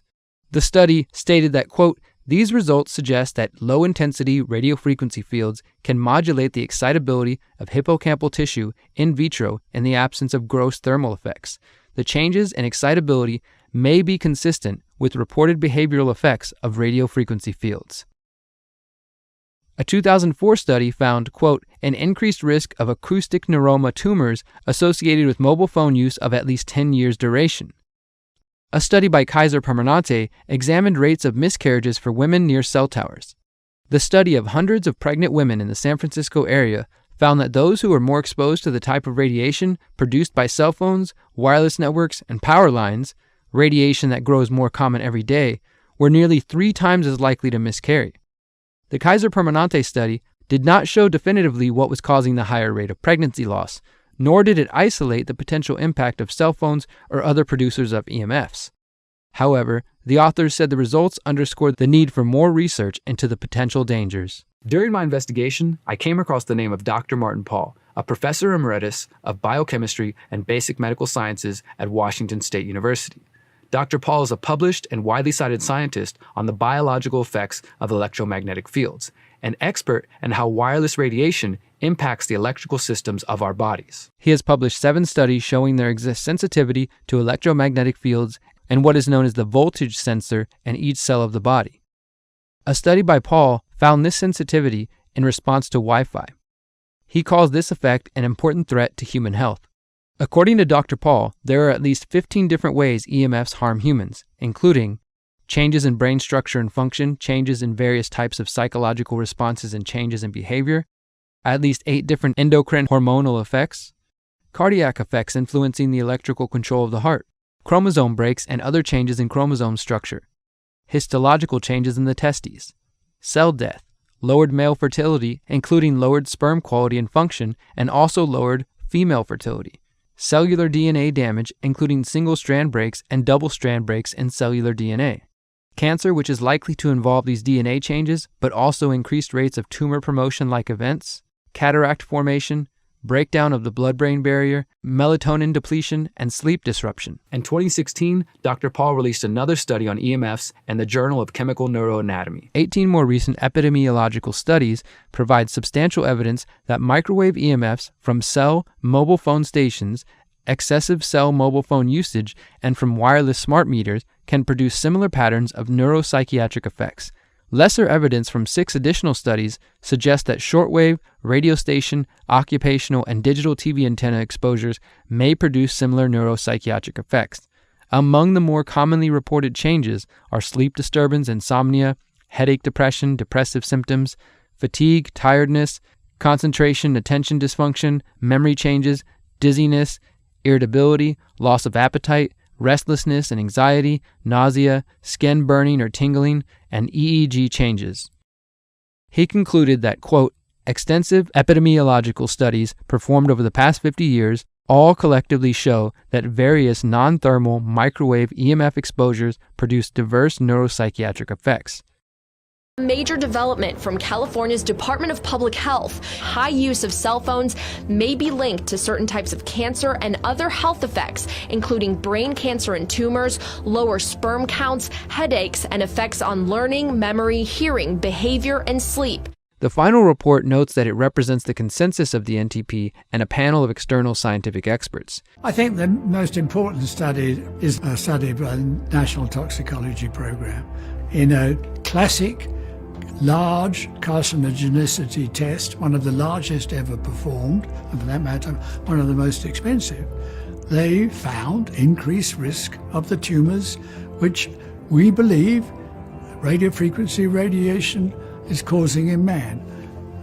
Particular tumors called schwannomas. In the rats, they were in the heart. In humans, they're often in the nerve, the ear nerve, the vestibular nerve. So this is the teacher's blood. Okay, so I took her blood 4 times over 2 days, and over a long weekend. Monday, she was not exposed. It was a holiday. I took it at 8 a.m. and 3 p.m., and the next day when she was exposed to school at 8 a.m. and 3 p.m. Okay, so it was before exposure and after exposure, but I wanted a control day, and this was the control day. Okay, so her blood looks, decent. It's not perfect, but it's singular, it's separated, and the membranes looked intact. And then this is later in the afternoon. You can see that she was getting some ambient exposure, and so her blood is starting to look sticky. Now this is a healthy teacher, all right? So this is the day of the school day, the morning, and again, the blood is kind of gone back to normal. It's good, she's slept, and but this is after school. I have never seen anything like this before. This experiment used dark field microscopy to observe red blood cells. Pretty important, those little guys. In this experiment, we can see how red blood cells look and act before and after being exposed to microwave frequency from smart meters. Now, for those who don't know, a smart meter is a digital version of the old analog meter that goes right on your home. Now, they've started installing these smart meters all over the country without the permission of the homeowners within them. They pulse RF frequencies, spikes several times every minute. Here you see how the red blood cells behave before the exposure to a smart meter. Normal cell walls, fairly separated and looking healthy. So after 2 minutes of exposure in front of the smart meter, He said 2 minutes. at about 1 foot away, we see a totally different story. Sample 1, you can see a lot of degradation in the cells. The cell walls have been broken, and you see changes in the cells which are called mycoplasma. It shows a mutation to the cell. In the second sample, we see a different type of degradation to the cell membranes. You can see a corrugation here. This is called bottle cap formation. So this third subject, when we did her sample, she had to be pulled away from the meter after 45 seconds because she complained about a increasingly severe headache. And here you see a phenomenon called rouleau, where the red blood cells are stacking up. Every single one of these is a degradation. By the way, after World War II, they brought in 1,600 Nazi scientists, military intelligence officers into the United States. They smuggled them into the United States to allow them to continue research. And this is all under the cover of what is now known as Operation Paperclip. And out of Operation Paperclip birthed a whole bunch of other operations, and a lot of them were mind control projects like MKUltra, so these are all real, and there was a lot more. But we'll focus on Operation Paperclip because that is where one particular Nazi scientist is important to our topic, and his name is Hermann P. Schwann. Okay, so this is one of his studies. Very well aware of the dielectric properties of microwave exposures. That is what his specialty was. And he understands that when cells are exposed to, these are free-floating cells, when they're exposed to microwave radiation, there's what he calls pearl chain effect, right here, without field and with field. So he recognizes that effect. And here he's, creating these levels that are just astronomical. And throughout his studies, he'll say, "Oh, only thermal effects." But he's well aware of these other effects. So here's another one: without field, with field. How the cells will orient. Answer your question. Electrical field force effects. Not just the pearl chain effect, but also the orientation, the movement, deformation, fusion, rotation, vesicle ejection. That's membrane. It's breaking the membranes apart. And if you guys understand what Martin Paul talks about in all, his thing is the voltage-gated calcium channel leaks. That's part of this idea, the vesicle ejection. If you look at 2G, the first 2 generations, the waveforms were a lot longer. They introduced longer microwaves. Are they safe? No. None of them are safe. But then as you get to 3G, 4G, the waves starts getting shorter and shorter.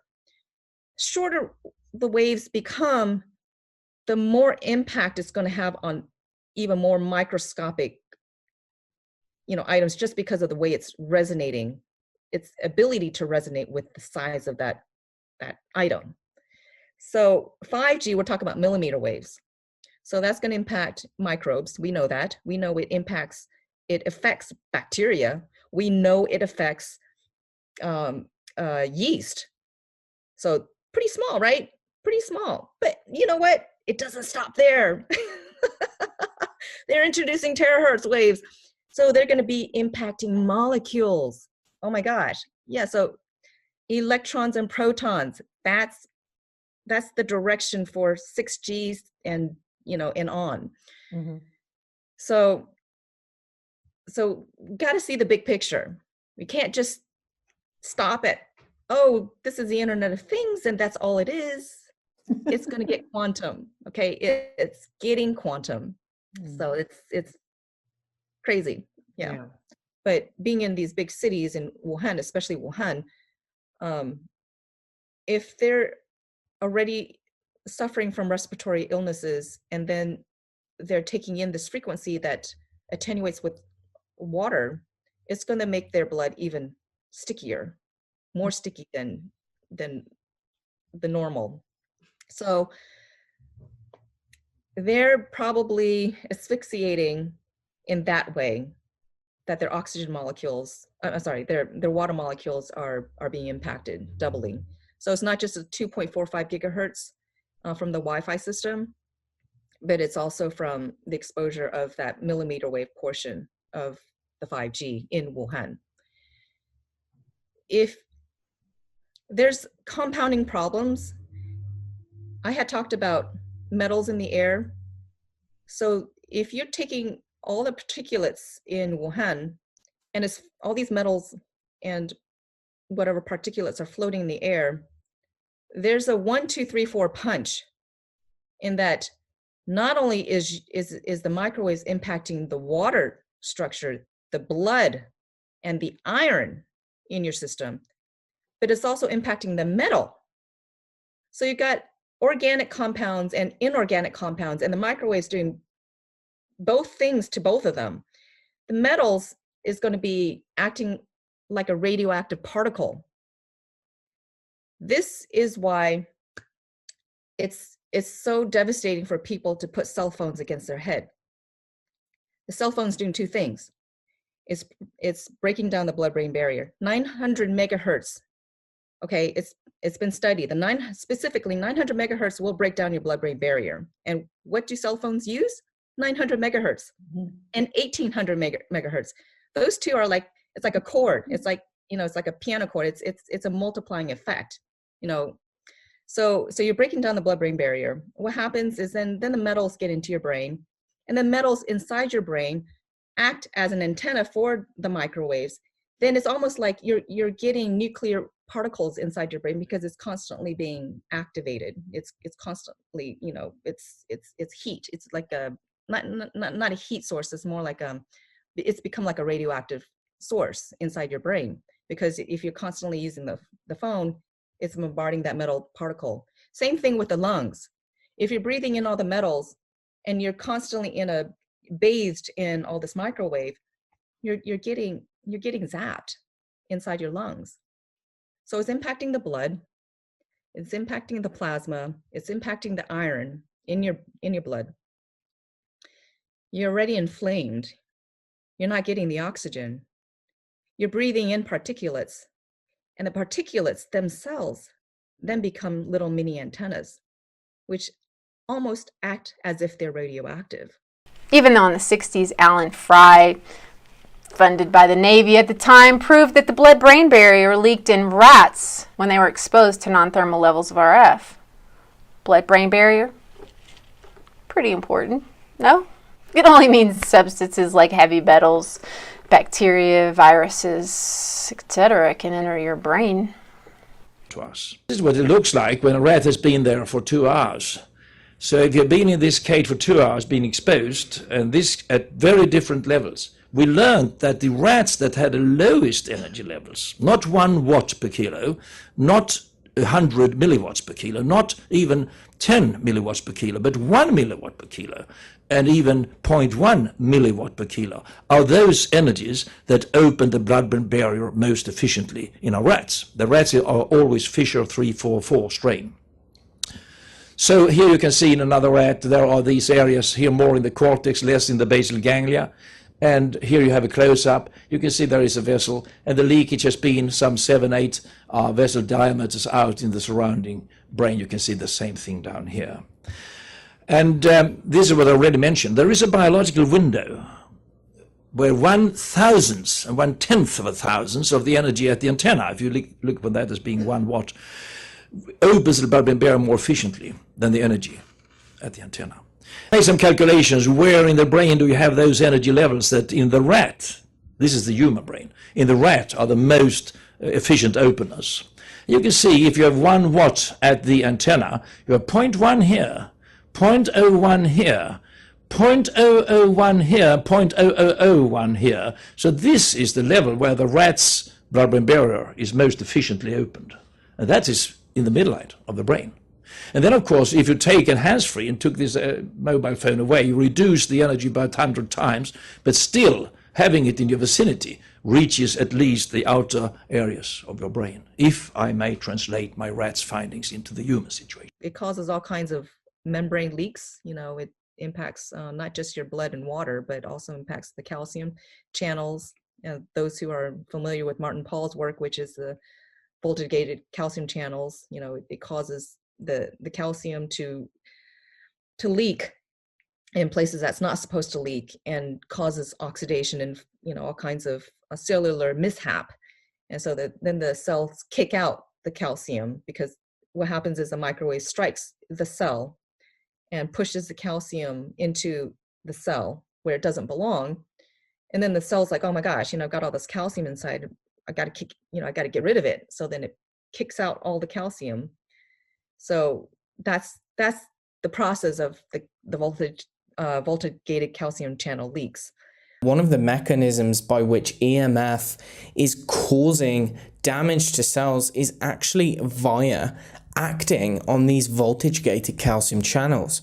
And what you're essentially getting is an influx of calcium when it shouldn't necessarily happen, and when the cells can't necessarily deal with that. So voltage-gated calcium channels are activated by specific frequencies of EMF. And there's several proposed models for how this actually works.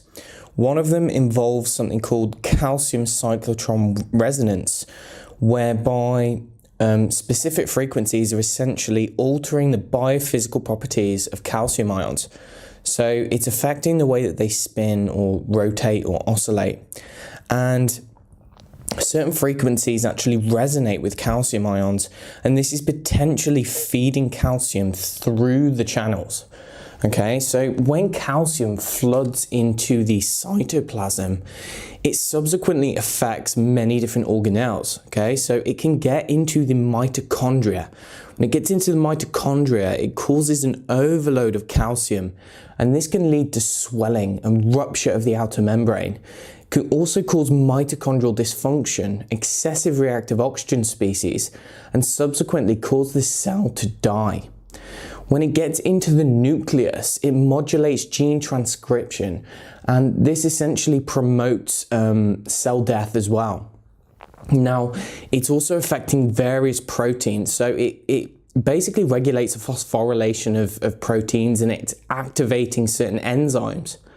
There's enzymes called phospholipases and proteases, and these are involved in basically damaging membranes, proteins, cytoskeleton, and it can cause damage to the DNA as well. Excessive calcium efflux also can result in a condition called excitotoxicity, and this is essentially where there's rapid neural firing, and it's involving a neurotransmitter called glutamate. So the main operating mechanism of excessive calcium is actually related to extensive levels of oxidative stress. And some of the downstream effects of this is a radical shift in the neuroendocrine system and how the balance of hormones are completely changed. When you have excessive calcium signaling in the hypothalamic pituitary axis, you can actually end up with higher levels of a hormone called ACTH. Now, ACTH is responsible for directing the adrenal glands to secrete stress hormones like cortisol. Okay, so short-term exposure in the research actually results in higher levels of stress hormones. However, when there is a longer-term exposure to EMF, it actually causes a depression or an exhaustion in the endocrine secretion. Okay, so someone can have really high levels of stress hormones, which are potentially mediated by EMF exposure. But when this goes on for a long enough time, then it can actually cause something which might mimic adrenal fatigue, whereby their stress hormones are actually flatlined. Another added effect of calcium efflux is actually involving an endogenous substance called nitric oxide. So nitric oxide is basically, it can act as a neurotransmitter or as a hormone. And in the circulatory system, it's very important as a vasodilator, meaning that it can dilate blood vessels. So for maintaining healthy blood flow, nitric oxide is important. However, when you have too much nitric oxide, this is not a good thing, okay? So when you have excessive calcium efflux, what actually happens is that certain enzymes which are calcium or calmodulin dependent, these are called neuronal nitric oxide synthase and endothelial nitric oxide synthase. And so what this calcium signaling is doing is activating these enzymes. And so what you end up with is a higher level of nitric oxide. Now, nitric oxide can react with superoxide to form something called peroxynitrite. And now this is a potent oxidant. And when you have high levels of peroxynitrite in something called the peroxynitrite cascade, this can go on to make free radicals such as the hydroxyl radical, which is really damaging to anything that it comes into contact with. Furthermore, nitric oxide actually can bind with a section of the mitochondria. It's a complex called cytochrome C oxidase. Now, when you have nitric oxide bound to this cytochrome C oxidase, it actually prevents the electron transport chain from working properly. So the electron transport chain is where you are feeding electrons through the complexes in the mitochondria to essentially make ATP. And when you have excessive levels of nitric oxide, this process is halted. Okay, so what this means is that you need to make more cytochrome C oxidase to restore mitochondrial function. Nitric oxide also can bind to certain enzymes in the cytochrome P450 family. These are responsible for steroidogenesis. They're involved in vitamin D metabolism and in cellular detoxification. And so it's possible that with elevated nitric oxide, you may actually have a reduced ability to synthesize steroids such as the testosterone or progesterone or estrogen. Ultimately, this peroxynitrite cascade is capable of utterly destroying the nervous system and the cells it's coming into contact with, causing cell damage, oxidative stress, membrane damage, and neuroinflammation. And now you might be thinking that a little bit of oxidative stress is not that much of a problem because we have our own internal antioxidant systems to be able to deal with that. But unfortunately, it also turns out that EMF has been shown to deplete our intracellular antioxidants.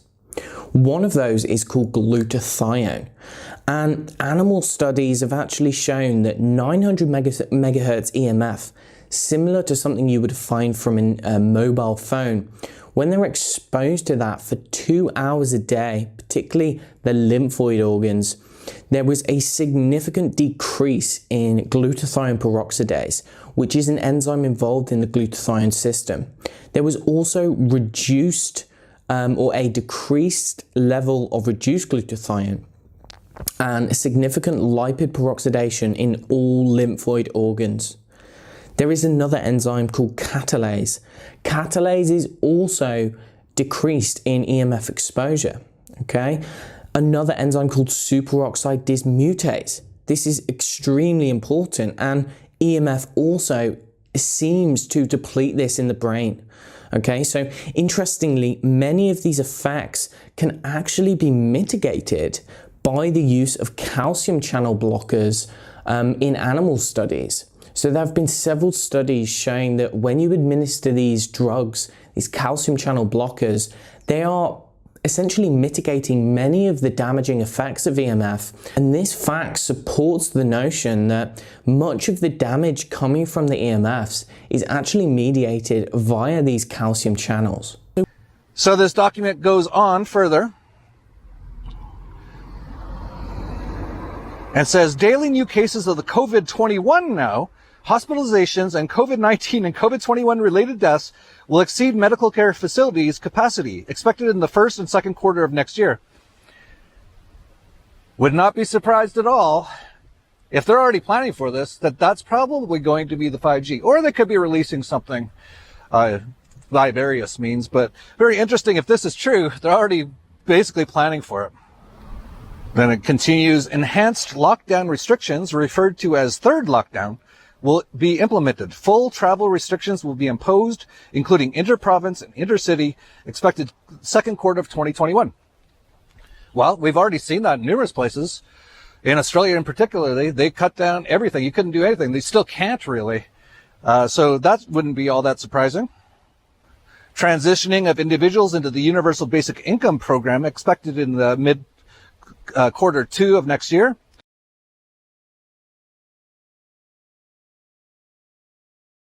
Projected supply chain breakdowns, inventory shortages, large economic instability, also expected by the second quarter of next year. So you could see how they could do this. They're already destroying the economy. They're already destroying the food supply chains. It's all Rockefeller plan documents. So you could see the economy completely implode in Canada and many parts of the world, but they're talking about Canada here. And then everyone will be basically have no job, have no money, and then they'll put them all on universal basic income. So basically turn it almost into the Soviet Union. Ladies and gentlemen, our food supply continues to spontaneously combust, even as the technocrats continue to stand up fake lab-grown meat and insect proteins to take its place. The fires and explosions around the world at poultry and pig farms, grain elevators and silos, sugar refineries, food warehouses and distribution centers, meat packers, it's just off the charts right now how quickly the food supply and infrastructure is literally going up in flames. This egg factory in Northern Ireland was the latest accidental ignition. Of course, eggs are not exactly known for being flammable, but notwithstanding, here's what remains. There will not be many eggs coming out of this facility in Ireland. Now, this is the third fire in Ireland in the last few weeks that has affected animal agriculture. There was another that took out 6,000 chickens and one that killed 2,000 pigs. As I said, the frequency and the extent to which we're being attacked right now is stunning. So much so, in fact, that today I created a new tool that can help map out these blazes. Here you can see those three, but I've also added some of the fires from previous reports, like the massive warehouse fire in Essex, at the warehouse that serves a lot of the UK with fresh food, and the bakery in Sweden, which was the largest bakery in the country that burned to the ground. It's pretty remarkable how much of this is going on. And so to get a sense of that visually, how pervasive this is, I created this food supply attack map. You can find it at icehfarmer.com/fire. And California has started ordering meat plants to again shut down. Migrant workers are walking off of the job across Michigan due to the new mandatory COVID-19 testing there that went into effect this week. With meat plants shutting down and farms without harvest labor, we are looking at the engineered shutdown of the U.S. food production system. And a lot of this is happening globally. And Merced County this week ordered Foster Farms processing plant in California to be shut down due to a COVID-19 outbreak there.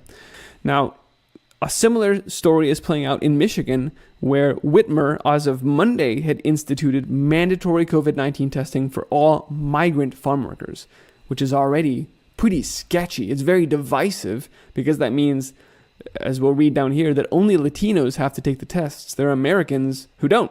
There are many advocacy groups I went through in my last video, and I gave you advice. Just go to a search engine and check your state and then farm worker COVID-19 protections, and you will probably see that there are advocacy groups working to institute mandatory COVID-19 tests to protect the farm workers. Only now that it's happening, and now that the farm workers are leaving when that happens, we can tell that's not what they want. They're telling us, we don't want testing. We're leaving because of the testing. So this whole pretense is now shot. It's dead in the water. We're seeing weather warfare deployed. Tens of millions of acres of the corn crop, a lot of livestock in Iowa, and lots of grain storage decimated.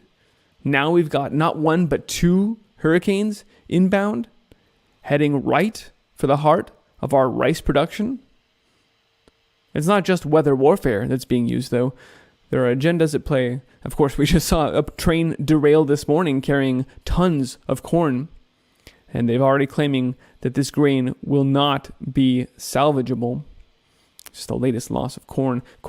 Now it looks like we're seeing more lightning storms coming in starting tomorrow. And so we have every expectation that there will be even more fires starting. And of course, this is just delivering on the promise that former Governor Jerry Moonbeam Brown made when he said, "I will make believers out of even the staunchest climate deniers within 5 years." Quote, "You're going to see these fires not only continuing, but getting worse by the year as they are now." So this is delivering on that promise. The floggings will continue until you submit to the climate change Agenda 21 agenda. And so these fires are expected. If you've seen the climate action plans, you should know that the flooding, the weather warfare, the fires, all of this is a integrated agenda, and it's targeting our food supply as well. Let's talk now about the harvest labor. Governor Inslee this week issued a proclamation requiring COVID-19 testing of ag workers. Quote, "There's no question we need to escalate our response to this pandemic, Case-demic now, and we know that additional focus must be placed on ag workplaces. We know that people of color have been disproportionately impacted by the pandemic, and we need to address that." They always make the appeal to minority status as something that has to do with why we're going to shut down our food supply. They just have to have some virtue signal as they say, we're going to stop the farms. And as I mentioned, we've seen this play out earlier in this year in Ontario, where they said, we're having some hot spots on these farms. Let's mandate testing just to be super safe. And they go in and they get all these tests positive, coming back positive. Look at this. It's been happening everywhere. Every single farm worker at this U.S. farm has tested positive. Here's another quote. This is a different article about a different farm in California. Everyone tested positive. Ladies and gentlemen, this is ridiculous. There's clearly no value, but nonetheless, we're going to go ahead and we're going to mandate testing now, Governor Inslee, in every farm in Washington, which will necessarily lead to more of these people testing positive, and then we'll see the shutdown of farms in Washington. This did happen. Farms effectively shut down in Ontario. This has already played out there, and it's happening now in California.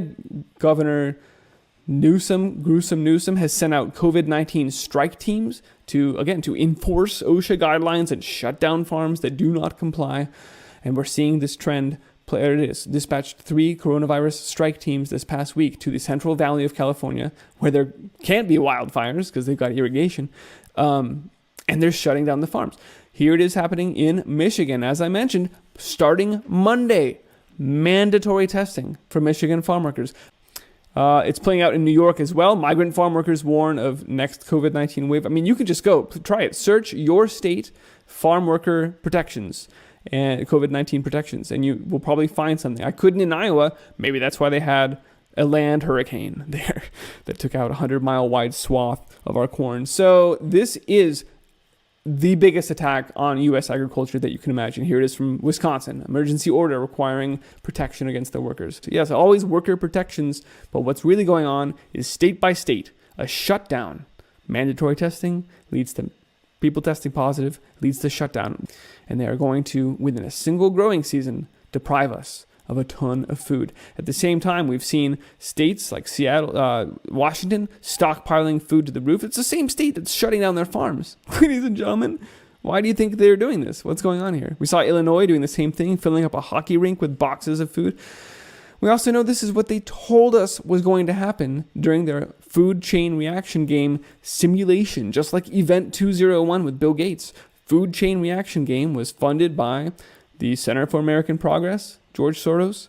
It had participation by Cargill, Big Ag, and Mars, a private big food company, who was also involved in crafting the Rockefellers' reset the table agenda. It's all the same players behind this demise and takeover and rewrite of the U.S. food supply system. But they're going to first bring this country to its knees.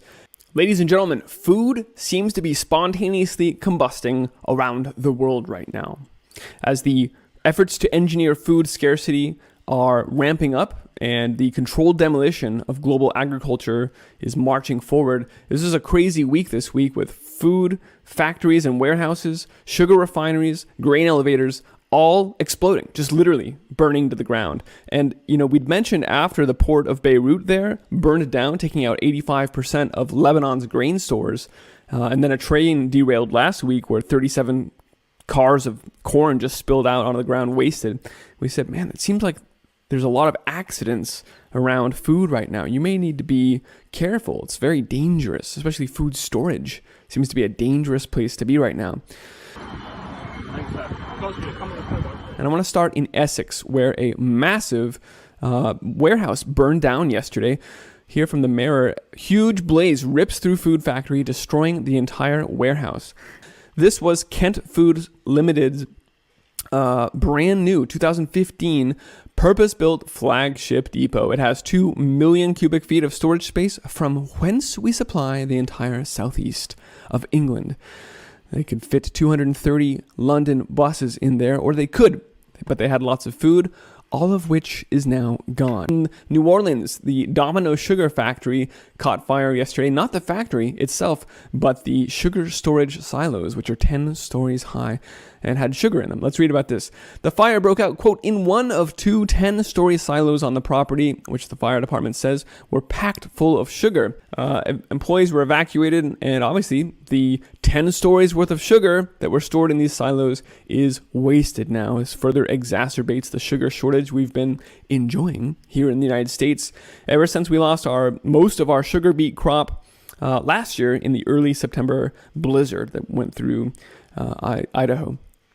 And, we saw co-ops leaving mountains of sugar beets out there just unharvested because they were ruined. All right, let's keep going because this one is the most significant in Iowa on the heels of the derecho 18 days ago, which plowed through the very heart of the Corn Belt. Iowa is 6th, so 16% roughly of the U.S. corn production. The U.S., of course, is 40% of the corn production in the world. So you could not have shot weather warfare storms any more effectively through the heart of global corn production than this derecho did, right through the middle of the Corn Belt, straight through the middle of Iowa. The explosion happened at Ag Partners in Royal, Iowa around 3:30 p.m. This video was sent in by a viewer. It captures the moment the grain elevator exploded in Royal, which is a town of more than... I need to emphasize here is that this is a compounding disaster on top of a massive drought they've been enduring there.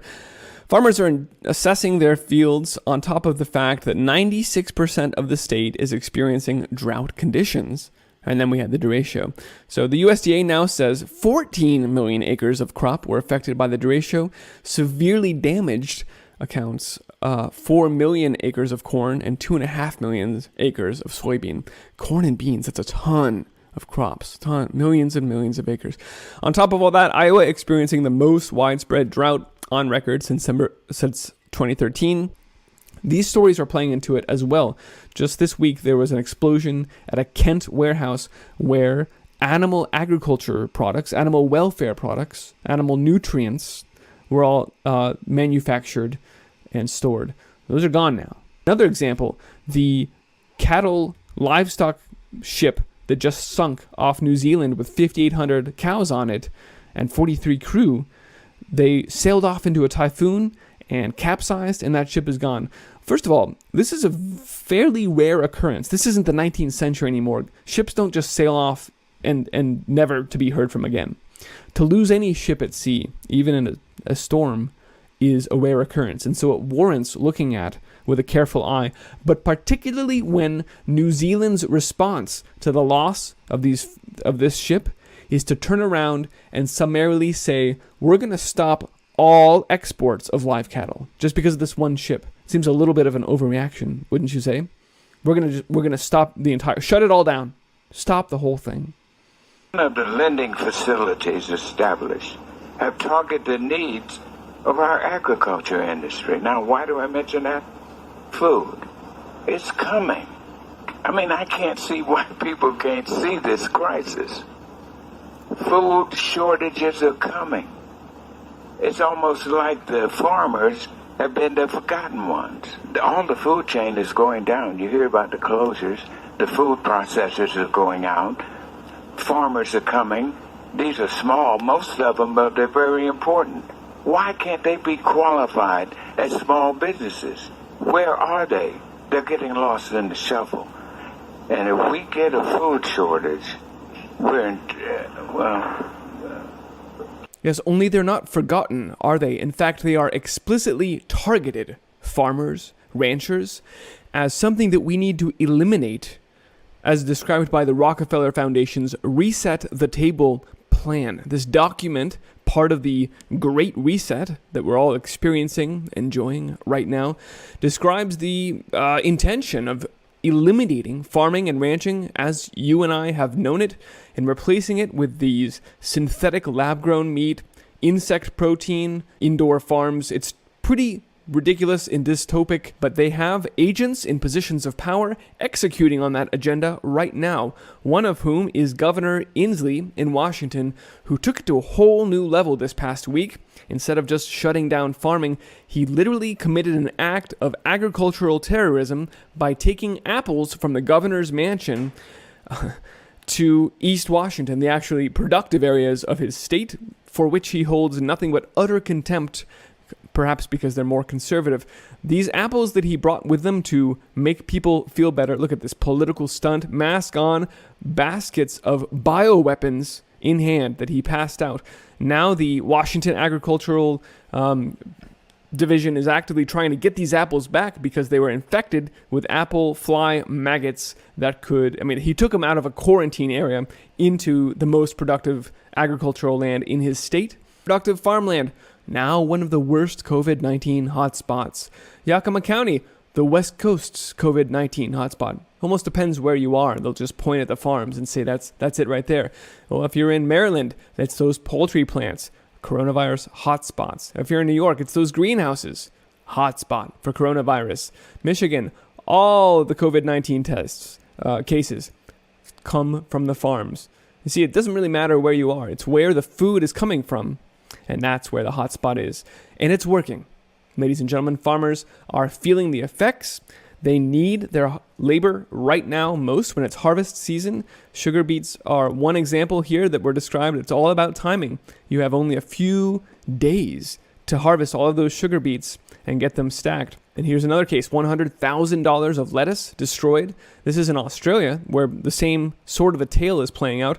Perth farmer had to plow through 100,000 lettuces into the ground because he had no workers to harvest it.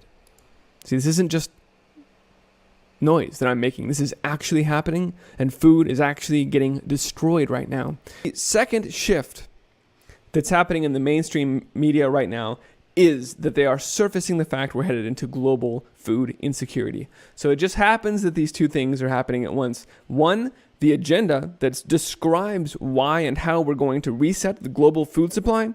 And then two, oh yeah, we happen to be having food shortages, right? Which just underscores the need. You have to create the crisis.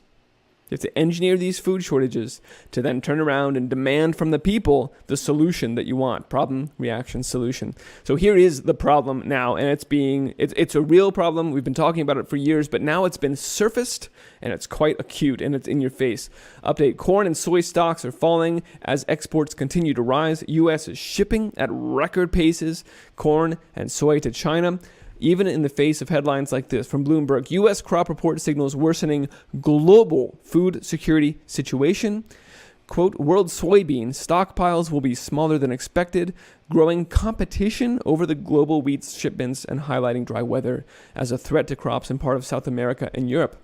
Because we're already having shortages of corn and soy, so there's now countries are competing to get what remains of the wheat.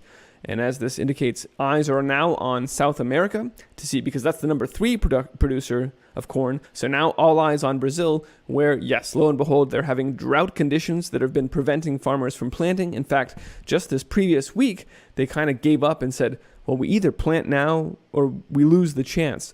So they planted into extremely dry soil and are just hoping that they get some rain. Here is that piece. Brazilian farmers proceeding with their corn and soybean plantings at this point, despite the extremely dry seedbed, just in the hopes, that's a Hail Mary, hopes that the whole thing turns around.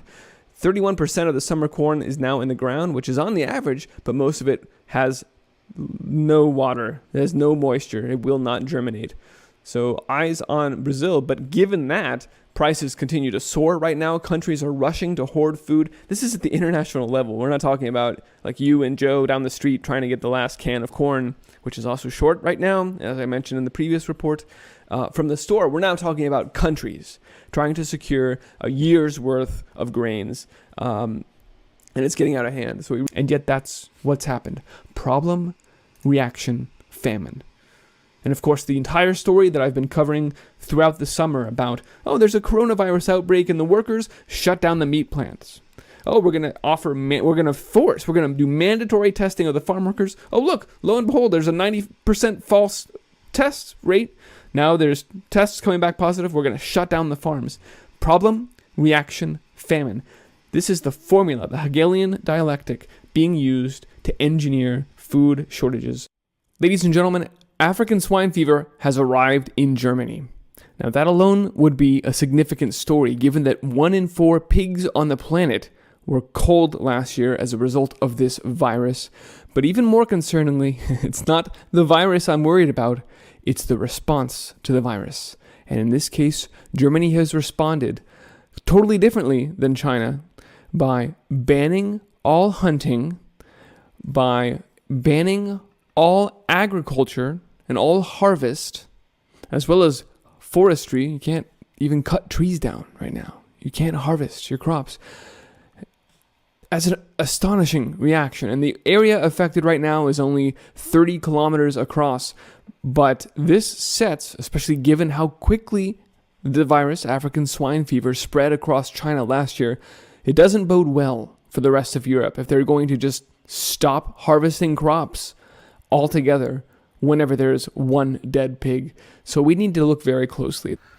Then it says deployment of military personnel into major metropolitan areas, as well as all major roadways to establish travel checkpoints, restrict travel and movement.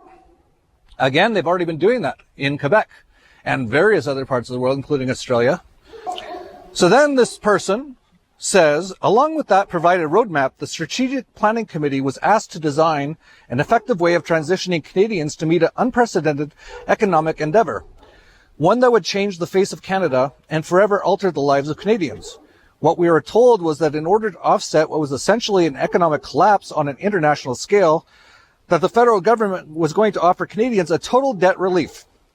This is how it works. The federal government will offer to eliminate all personal debts, mortgages, loans, credit cards, etc., which all funding will be provided to Canada by the International Monetary Fund under what will become known as the World Debt Reset Program. And they've already talked all about that. The World Economic Forum has talked about the Great Reset. So they're already planning for it. In exchange for acceptance of this total debt forgiveness, the individual would forfeit ownership of any and all property and assets forever. The individual would also have to agree to partake in the COVID-19 and COVID-21 vaccination schedule, which would provide the individual with unrestricted travel and unrestricted living even under a full lockdown, through the use of photo identification referred to as Canada's Health Pass. Committee members asked who would become the owner of the forfeited property and assets in that scenario, and what would happen to lenders or financial institutions. We were simply told the World Debt Reset Program will handle all of the details. Several committee members also questioned what would happen to individuals if they refused to participate in the World Debt Reset Program or the Health Pass or the vaccination schedule. And the answer we got was very troubling. Essentially, we were told it was our duty to make sure we came up with a plan to ensure that would never happen. We were told it was in the individual's best interest to participate. When several committee members pushed relentlessly to get an answer, we were told that those who refused would first live under the lockdown restrictions indefinitely, and that over a short period of time, as more Canadians transitioned into the debt forgiveness program, the ones who refused to participate would be deemed a public safety risk and would be relocated into isolation facilities. Once in those facilities, they would be given two options: participate in the debt forgiveness program and be released, or stay indefinitely in the isolation facility under the classification of a serious public health risk and have all of their assets seized.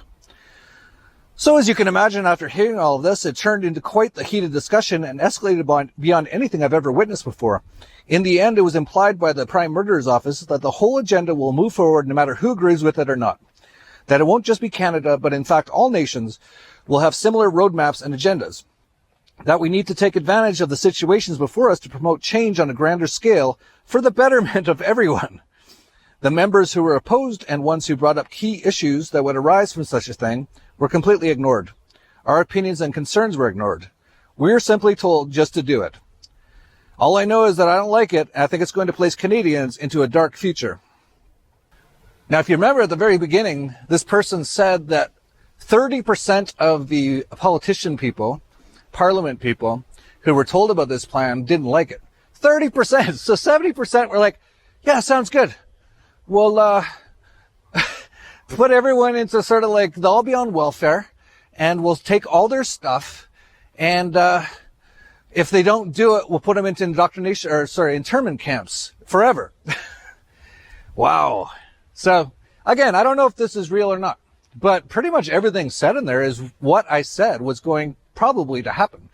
So that's why I found it very interesting, because that looks like where this is all headed. But we'll see. But I would not doubt if a lot of this stuff happens. So remember this in the next 6 months, if any of this stuff starts to happen. And over the last 6 months, it was reported that a total of 164,000 businesses in the U.S. had to shut their doors during lockdown. And almost 100,000 of those businesses have no plans of reopening. Over the summer, the U.S. lost almost 22 million jobs across low-income areas.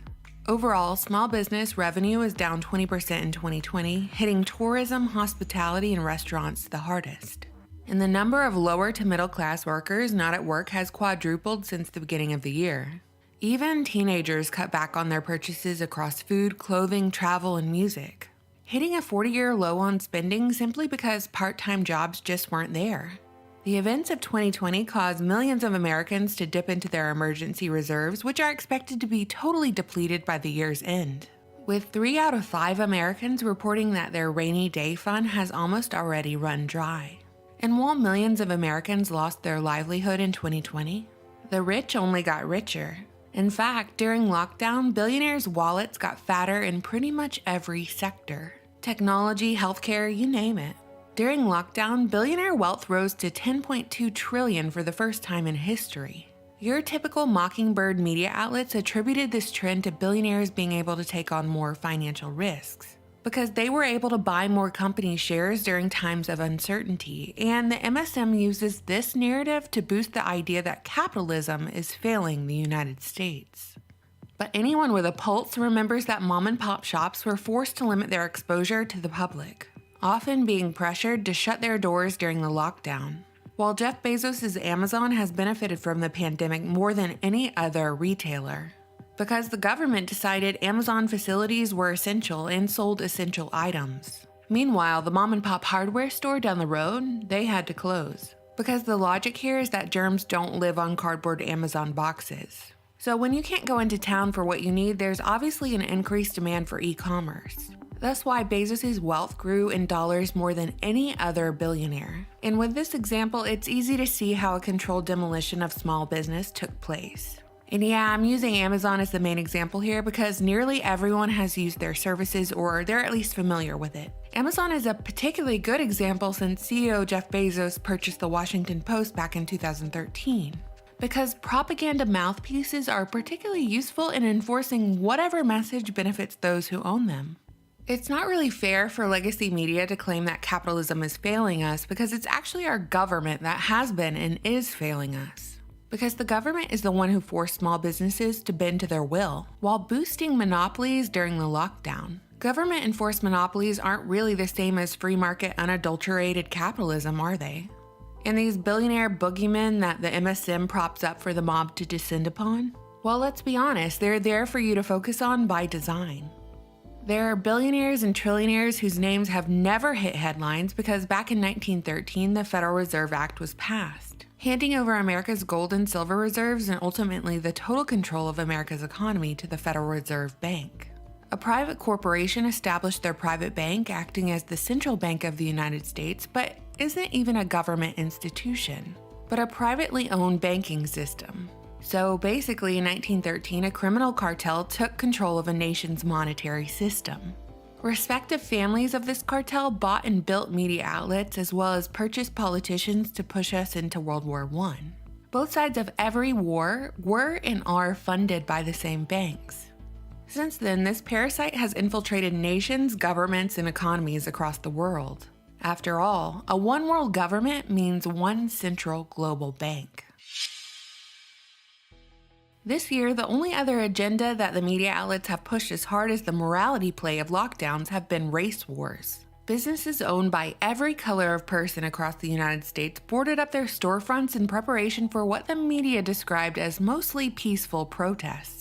Over uninvestigated incidents with limited details, the full story or even unedited video footage nowhere in sight. With the media's default of trial by mob rule, meaning guilty until proven innocent. The outrage machine has no time for logic, reason, or even the justice system. Only feelings and accusations. Can you characterize everything that the Fed has done this past week as essentially flooding the system with money? Yes, exactly. And there's no end to your ability to do that? There is no end to our ability to do that. For years, I talked about the war on cash and how they're going to get rid of cash, fiat currencies, so that everyone's basically in the system and they can track every single transaction that's ever made. They can extort you for it, called taxation. They can, if they don't like what you're buying, sort of like a social credit score, they'll take away your funds. This, by the way, is why crypto, and we'll get into that in a bit. But a number of articles all coming out recently from all the usual suspects. From Bloomberg, coronavirus can persist for 4 weeks on banknotes, study finds. Okay, so the COVIDs could just sit there for like a month. But, you know, all these people with their masks and everything, they just throw them in the garbage man picks it up. Poor garbage man, they must be just full of the COVIDs. But no, it's obviously, this thing isn't sitting there for a month and then you somehow inhale just a little bit of it and all of a sudden you die. It's a hilarious story that you'd have to be completely brainwashed to believe, especially since there's no evidence of it. So right there, they're trying to push that, the COVID is so bad, we're gonna have to get rid of all cash now, which was part of their agenda. Very simple to see when you understand what's going on. Mike Maloney also did a good video talking about how digital dollars are coming to your phone, an alarming plan revealed. Robert Breedlove, the ultimate weapon of economic tyranny is coming. All Federal Reserve banks shall, not later than January 1st, 2021, make digital wallets available to all residents and citizens of the United States and to businesses domiciled in the United States. Now, China's been working on this for a while. China moves away from the US dollar ahead of digital yuan. So they're going to have a cryptocurrency-based yuan, and we've known that for a while. In unprecedented monetary overhaul, the Fed is preparing to deposit digital dollars directly to each American. Fed's direct money transfers are coming. Leo Brainerd, she's a Fed governor, says Fed is collaborating with MIT on hypothetical digital currency. Well, it's not so hypothetical. And these are hearings to examine the digitization of currency and payments, including, this is the Illicit Cash Act, to improve laws relating to money laundering. And this is the Banking for All Act, to require member banks to maintain pass-through digital dollar wallets for certain persons. The Illicit Cash Act there's a summary here. And some of the things that, everybody should read this stuff. It's important. But this bill, will compel foreign banks to comply with subpoenas for records and allowing fines of foreign banks that fail to comply. And Bloomberg again reported that the European Central Bank launches public consultation and experiment on the digital euro. So they're all moving towards digital currencies right now. Even the US. Fed's Powell said just recently on Reuters, basically one of the top sort of secret society news services, more important for US to get digital currency right than be first.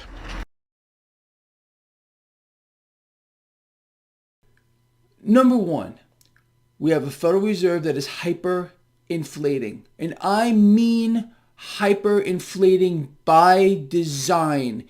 A deliberate, engineered shutdown of the global economy to kill money velocity so they could go on a money printing binge unlike anything we've ever seen in the history of the world and beyond.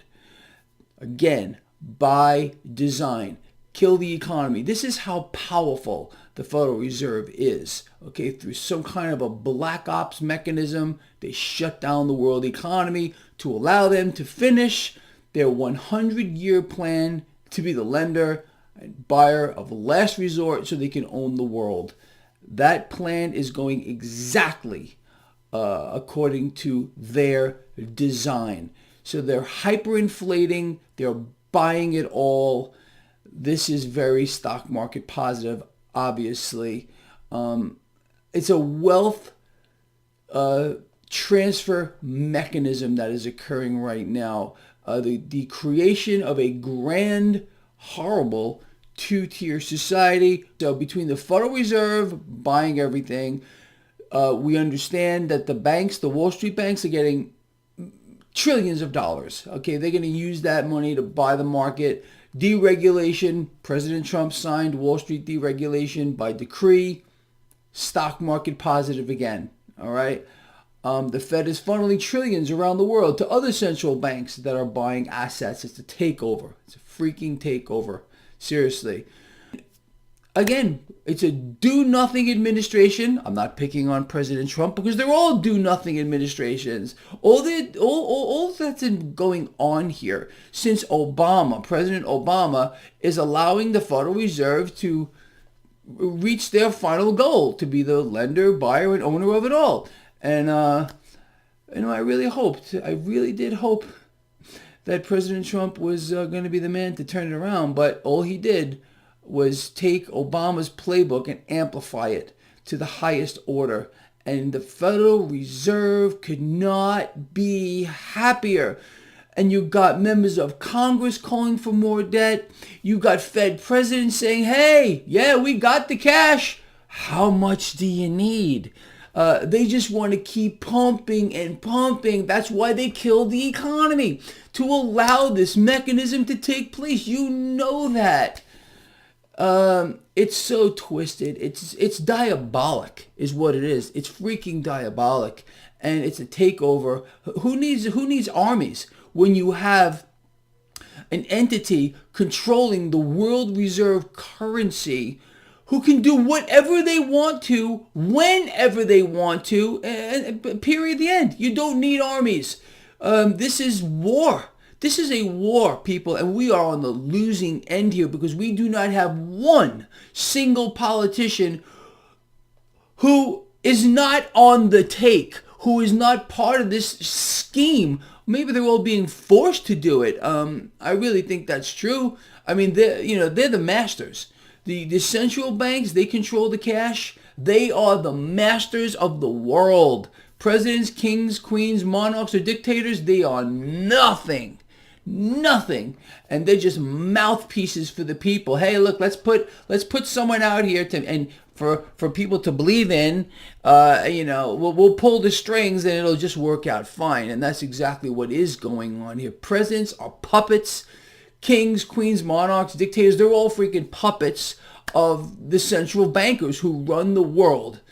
And what we're seeing now with the Fed funneling trillions of dollars around the entire world to other central banks who are in turn buying assets. I mean, this should be obvious to you. This is a takeover.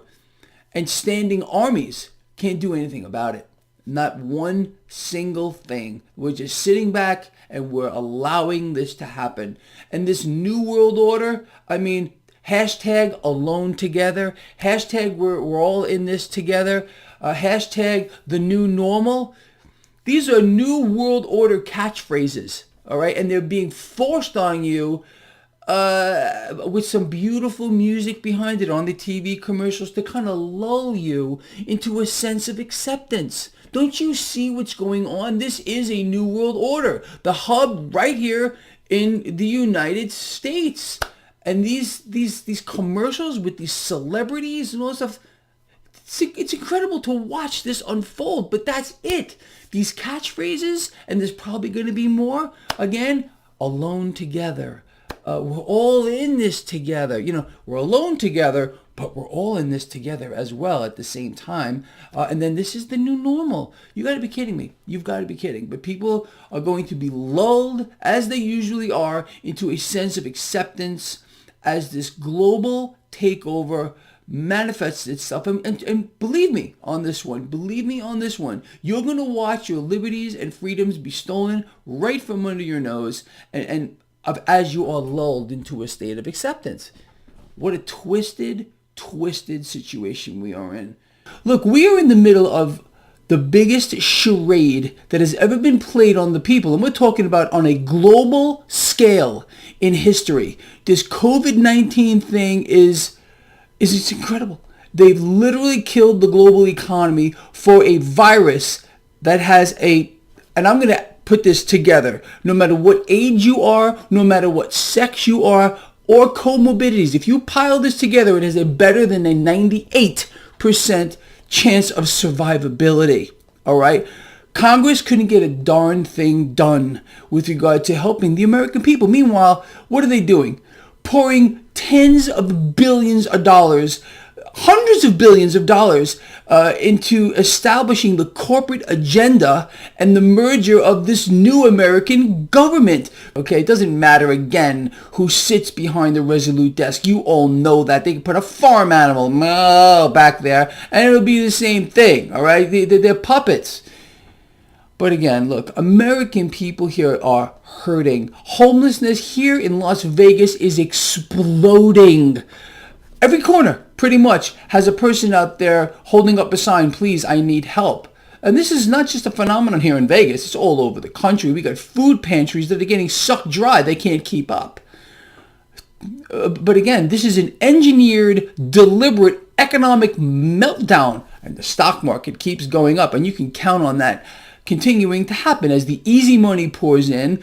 You've got Fed Kashkari again coming out over the weekend explaining that we need another total lockdown here in America for about 6 weeks. Think about what I just said. You got a Fed president here, because they have an agenda, talking about a total lockdown again, way worse than now. He's talking about a complete lockdown because we got to get rid of the coronavirus.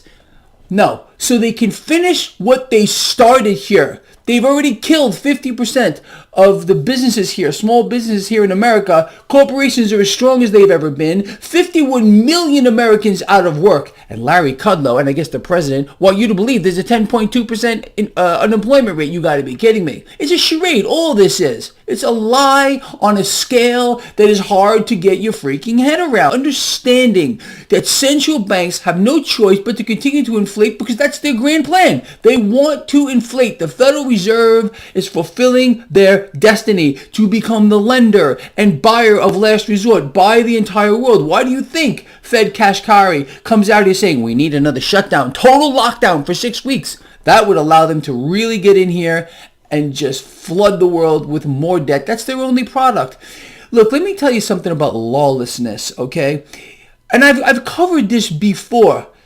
If President Trump really wanted to make a difference, he would cut off the ability of the Federal Reserve to issue $1 single of more debt.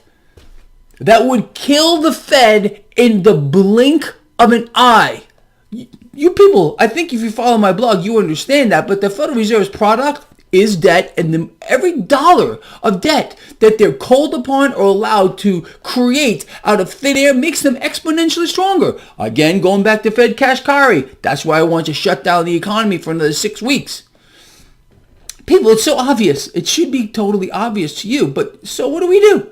We do what we've been doing here. Betting against this debt, becoming your own central bank, holding a hard asset. Look at the price of gold. Look at the price of silver. Look at the price of cryptocurrency based in dollars, like I've been explaining to you. This is no secret. Shouldn't be a surprise to not one of you that follow my blog. So the Federal Reserve is buying trillions, multiple trillions of dollars in corporate debt. Okay, so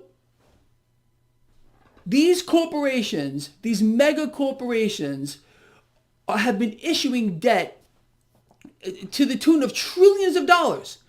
And, it's getting scooped up and scooped up and scooped up. Now, all of a sudden, they can't pay it. What is it called when another entity has to buy the debt off of another company to prevent it from collapsing? It's called a credit default swap.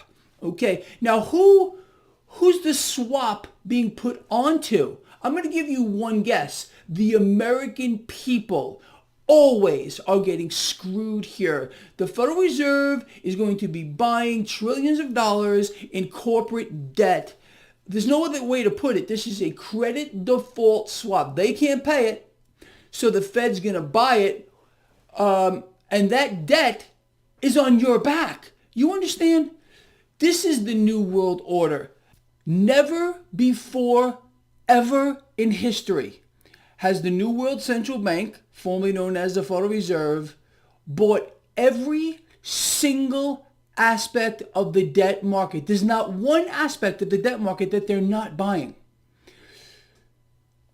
This is unprecedented, and it's going to have profound effects on the market, on corporations, which cannot fail. Understand, they are being absolutely backstopped because the Federal Reserve is buying corporate debt. They're buying junk bonds. They're buying municipal debt. They're buying treasuries. I mean, you name it, they're buying it all. They're buying debt derivatives. I mean, you could go on and on. Now, the Federal Reserve, they're funneling cash to the Wall Street banks to buy stocks. Is small businesses are getting crushed. Again, I covered this recently. Corporate America, the corporations have for years wanted to get rid of the mom and pop shops. In corporate war rooms around the world, well, especially here in the United States, and this is a around the world phenomenon too, has been discussed that there are too many small businesses that are competing with the large corporations. So it seems, and as you know, this new America has chosen winners. They want the corporations to succeed. They want the mom and pop shops to go away. This is the merger of corporate America and this new America. Fascism, period, the end. They're going to destroy, by design, many small businesses. They want to see small businesses go away. Probably a lot of medium-sized businesses as well. I mean, let's talk about the Federal Reserve backstop. The Federal Reserve is buying corporate debt. How many small businesses or medium-sized businesses are going to get that kind of a backstop? This new government, this new America is choosing winners, and it is not the mom and pop shops. It is not medium-sized businesses. Corporations are going to succeed. They will, because the Fed's got their back. The falling dollar, the cratering dollar, is being blamed on the coronavirus. I mean, look at the headlines. I posted something on this yesterday. They are trying to convince you that the dollar is falling in value because of the coronavirus. And no, they cannot allow you to understand, and I know you do if you follow this blog, that we have a situation here we have never seen before in the history of the world. A central bank that has gone parabolic. I mean, just go look at the Federal Reserve's balance sheet over the last several months. It's gone straight up from $4.5 trillion to over $7 trillion. And this is the balance sheet we're allowed to see. The hidden balance sheet, the Fed has 2 balance sheets, you know that. We have no idea what's on it. It could be in 60, 70, 80, $200 trillion, and they're not done. So the mainstream media script, what they're reading, what they're being told to tell you is a complete, utter falsehood. This is the Federal Reserve deliberately killing the dollar to finish their final solution, to usher in their new system. The Federal Reserve has had a new system for years. It's been, in the works. You all know that. And we are already 99.9% into a completely new dollar. A digital dollar, blockchain. Forget about the bills you're holding. They're going to be relics. You can put them on your wall. And again, show your grandchildren, we used to transact in these things. It might not be that far off either. I mean, this is in full swing. And what's happening as a result of this? Bitcoin just broke 10,000 again. Cryptos are getting a bit higher across the board. Gold and silver are on a tear. But no, this is all because of the coronavirus. Every single thing that they can think about, they are going to blame on the coronavirus. I mean, they have deaths being caused by trauma, car accidents that they're blaming on the coronavirus. People are being counted more than once, some 2, 3, 4 times. It's all fake. Let me say this. Last night, I went out to Morton's Steakhouse right here on Flamingo and Paradise here in Las Vegas. People were there. I mean, I was surprised to see that many people there. They're not buying it, all right? Despite the fact that the mainstream media is trying to scare the living hell out of you, okay, with this entire thing, the charade that they're playing on the world. People, I don't think, are really buying it as much as I kind of thought they... Initially, I was like, people are terrified. Okay, this is what they're doing. Then people started to get out of it. Then I think they tried harder again to cause more fear. I mean, look what they threw at us. Murder hornets, bunny Ebola, all kinds of freaky things, killer frogs. What else did we have here? Some kind of hemorrhagic fever disease being spread by squirrels. Whatever they got, they wanted to throw at you to keep you afraid. Against you cannot pay attention to what's really going on. And the fact that they're blaming the weakness in the dollar on the coronavirus, generally when there's fear, what happens? You know that because you're educated. You get the knee-jerk into the dollar. The fact that the dollar is getting decimated here, is because of the Federal Reserve, who's finishing their final solution. People, the Federal Reserve, the hub here, okay, this institution is so powerful, nothing even comes remotely close. They shut down the global economy, killed the money velocity so they can do what they're doing now. Buy everything. Buy it all with dollars that are soon going to be extinct. Okay, you understand that? And the new dollar is going to be released onto the public when they're ready. Pretty much all they got to do is flip a switch. I mean, there was $1.9 trillion actual dollars printed on the planet Earth. The rest of it, the Fed's entire balance sheet, the one that we're allowed to see, $7.1 trillion. How could they have $7.1 trillion on their balance sheet if all that exists is $1.93 trillion in the entire world? How do I know this? Go to the Federal Reserve's own website, federalreserve.gov, and put in how much currency is in circulation. 1.93 trillion. People, this is some kind of a thing. And if, look, it's too late. The Federal Reserve runs the world via the Wall Street banks who run the Fed. You all know that.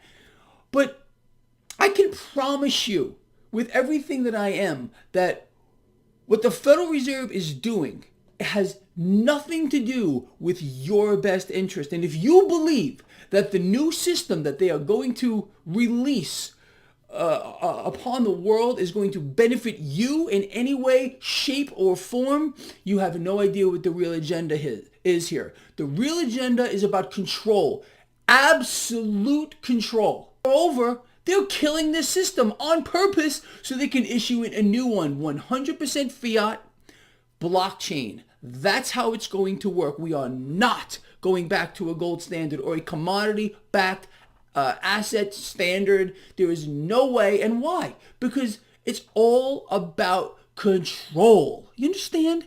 They're not going to give up control. They will kill, slaughter, maim, whatever they got to do, period, the end, to maintain control. And I think you already know that. There is no way they're giving up control. No individual, no party, nothing will change that. The Fed is running the entire world via the US dollar being the world reserve currency. They're funneling dollars around the world. Everyone knows it.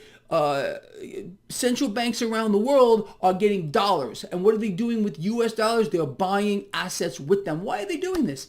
Because they realize the dollar is in its end stage. This is the final stage of the dollar in its current form. Look, also, in case you don't know, a free society, which we are quickly moving away from, is the enemy right now of those that seek control. Free thought, free action, and free movement will not be tolerated. Of course, they want to keep people fearful. That's how you control them. Make them afraid of something, and you can control their mind. Right now, they deliberately killed the money velocity. Look, understand what we're talking about here. Okay, the rate at which cash moves through an economy. Right now, being that the global economy was shut down because of a virus that you have a better than a 99% chance of survival. They shut down the entire global economy via the scamdemic pandemic. They got enough people dumbed down out here who are buying the nonsense, buying the propaganda, buying the fakery without the money velocity, okay?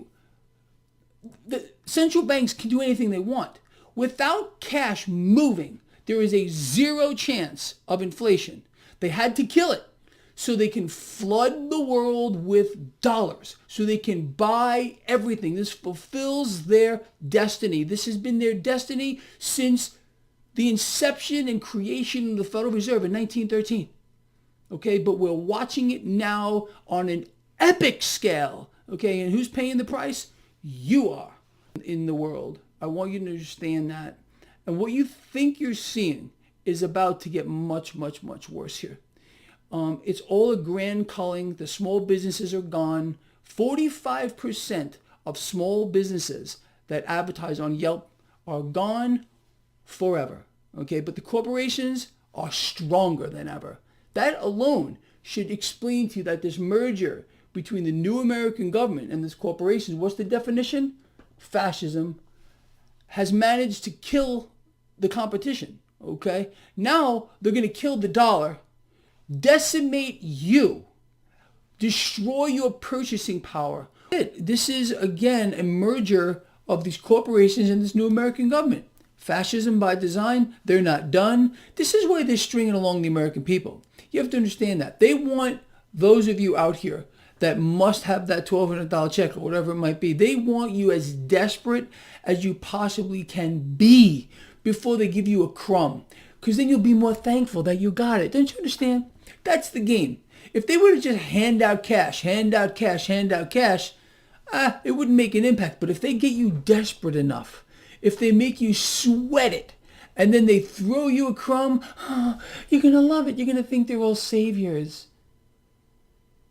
That's what they're doing to you. You're a pawn in a game. You're a pawn in a dangerous game. So when you hear, again, they're working on a deal, negotiation, bullshit. Okay, this is all by design. All of it. Make the American people beg. Give them more debt. Follow it up in a few months with another stimulus package. More debt. Another solution. That's all this is. Okay, that's what we are witnessing here. It's absolutely out of control. And understanding that, you should know that, again, you haven't seen anything yet with regard to the economic meltdown that we are in, the issuance of debt. Look, debts and deficits are exploding, absolutely exploding, with no end in sight. None, and I mean zero, because they can't. They have to find more reasons to have the people beg for more stimulus, have the people beg for more debt. I mean, does it make sense to you that corporate America is stronger than it's ever been? Meanwhile, the middle class is dying. America is in free fall. 60% of small businesses gone, probably more than that by now. Millions, tens of millions of Americans unemployed, while the lies are we're in a V-shaped recovery, while the lies are we creating jobs. Nothing could possibly be further from the truth. So you see the puppets here. Again, all presidents, I'm not just zeroing in on President Trump or Mike Pence, the lies that came out of his mouth the other day. They are puppets. They are told what to say by a clandestine force, okay, that is running this, by a shadow government that is controlling this entire thing. If you cannot see that's what's really going on, then you're clearly in the wrong place. You have no idea that you are being played like a grand piano. My question to the member is, does he not believe that a guaranteed livable basic income would be the time to implement it now, so that people aren't falling through the cracks in our social safety net, which is clearly, we're seeing in this pandemic, has huge issues and problems? But let's see what works, what is operational, and what needs other attention. Others have suggested a minimum income for a guaranteed income for people. Is that worthy of attention now? Perhaps so, because there are many more people than just in small business and hired by small business, as important as that is to the vitality of our economy, and other people who are not in the public sector, meeting our needs in so many ways.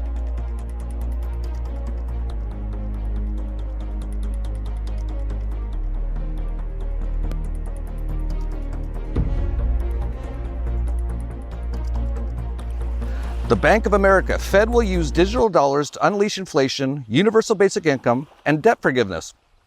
Today, none other than the Bank of America chief investment strategist also takes the plunge into tinfoil land, which of course is where the truth can be found, and admits the truth about digital currencies.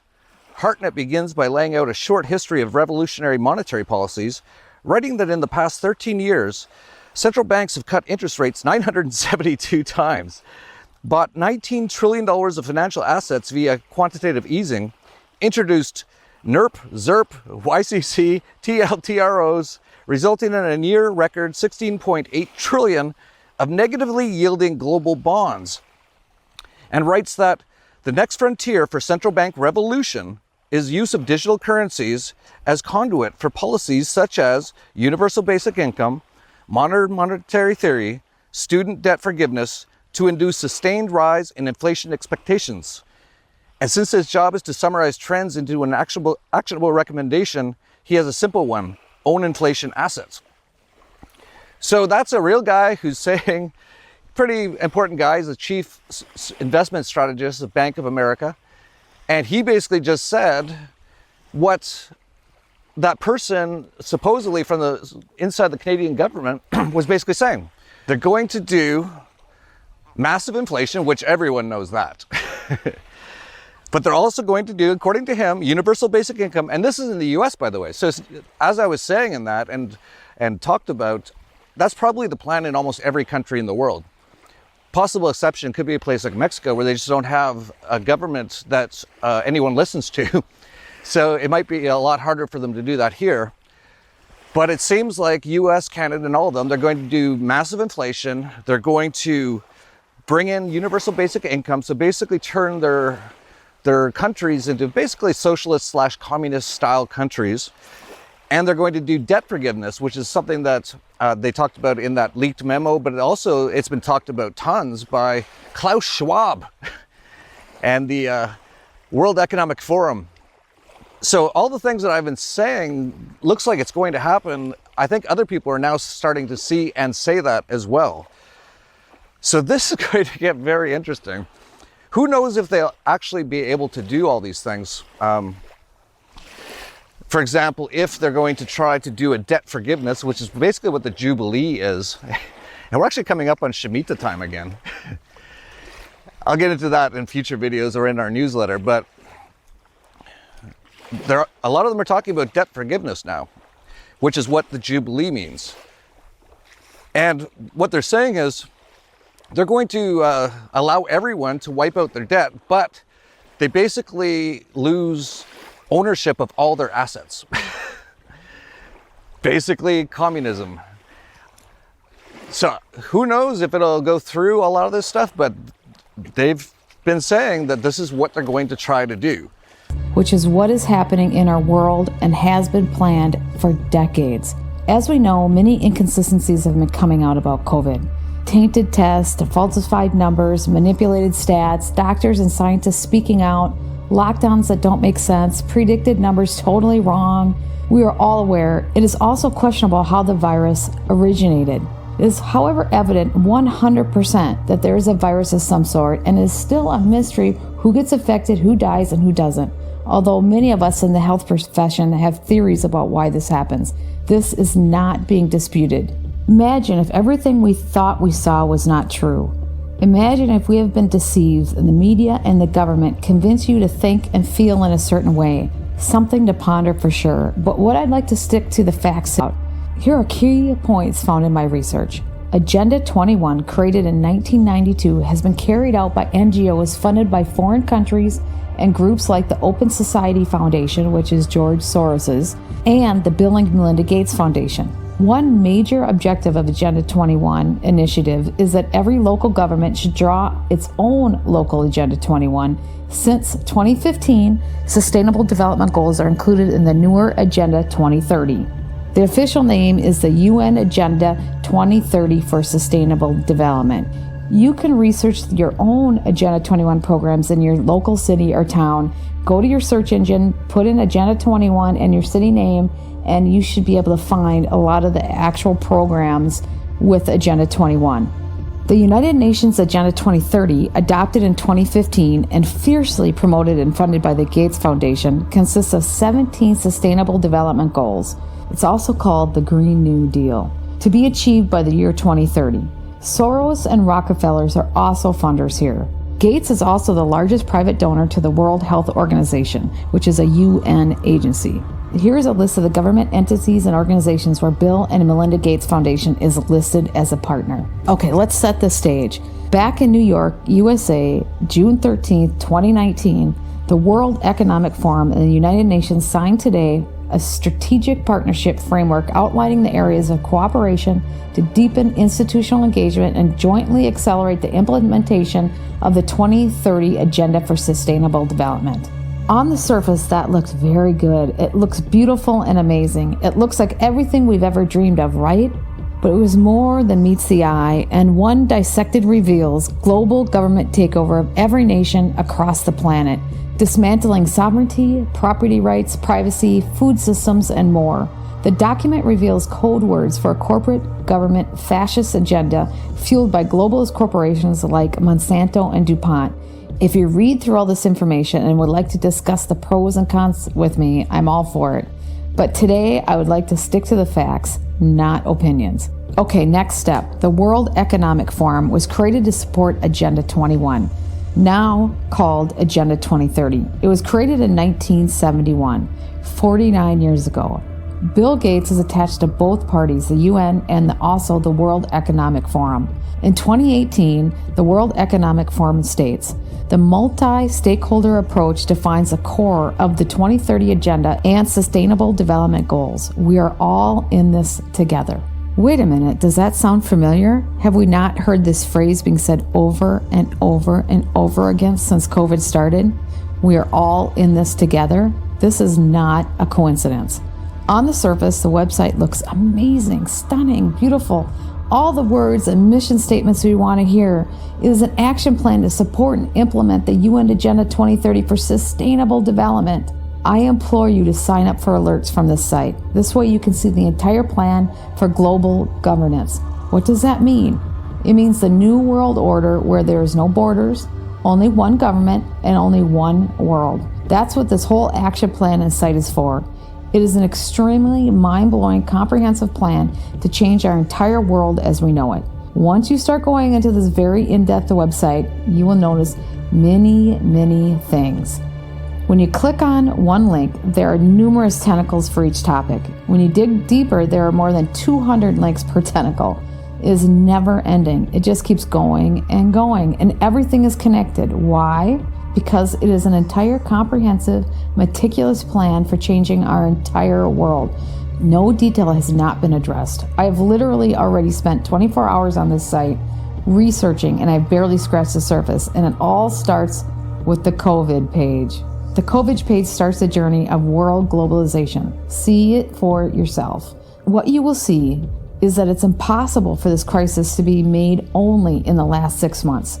The sections on global governance and the fourth industrial revolution have been planned out for decades. One world, one government, no borders. The plan is for one government to have complete control of all of us. Artificial intelligence controlling our business, our food, our money, our privacy, and our freedom is to be abolished forever.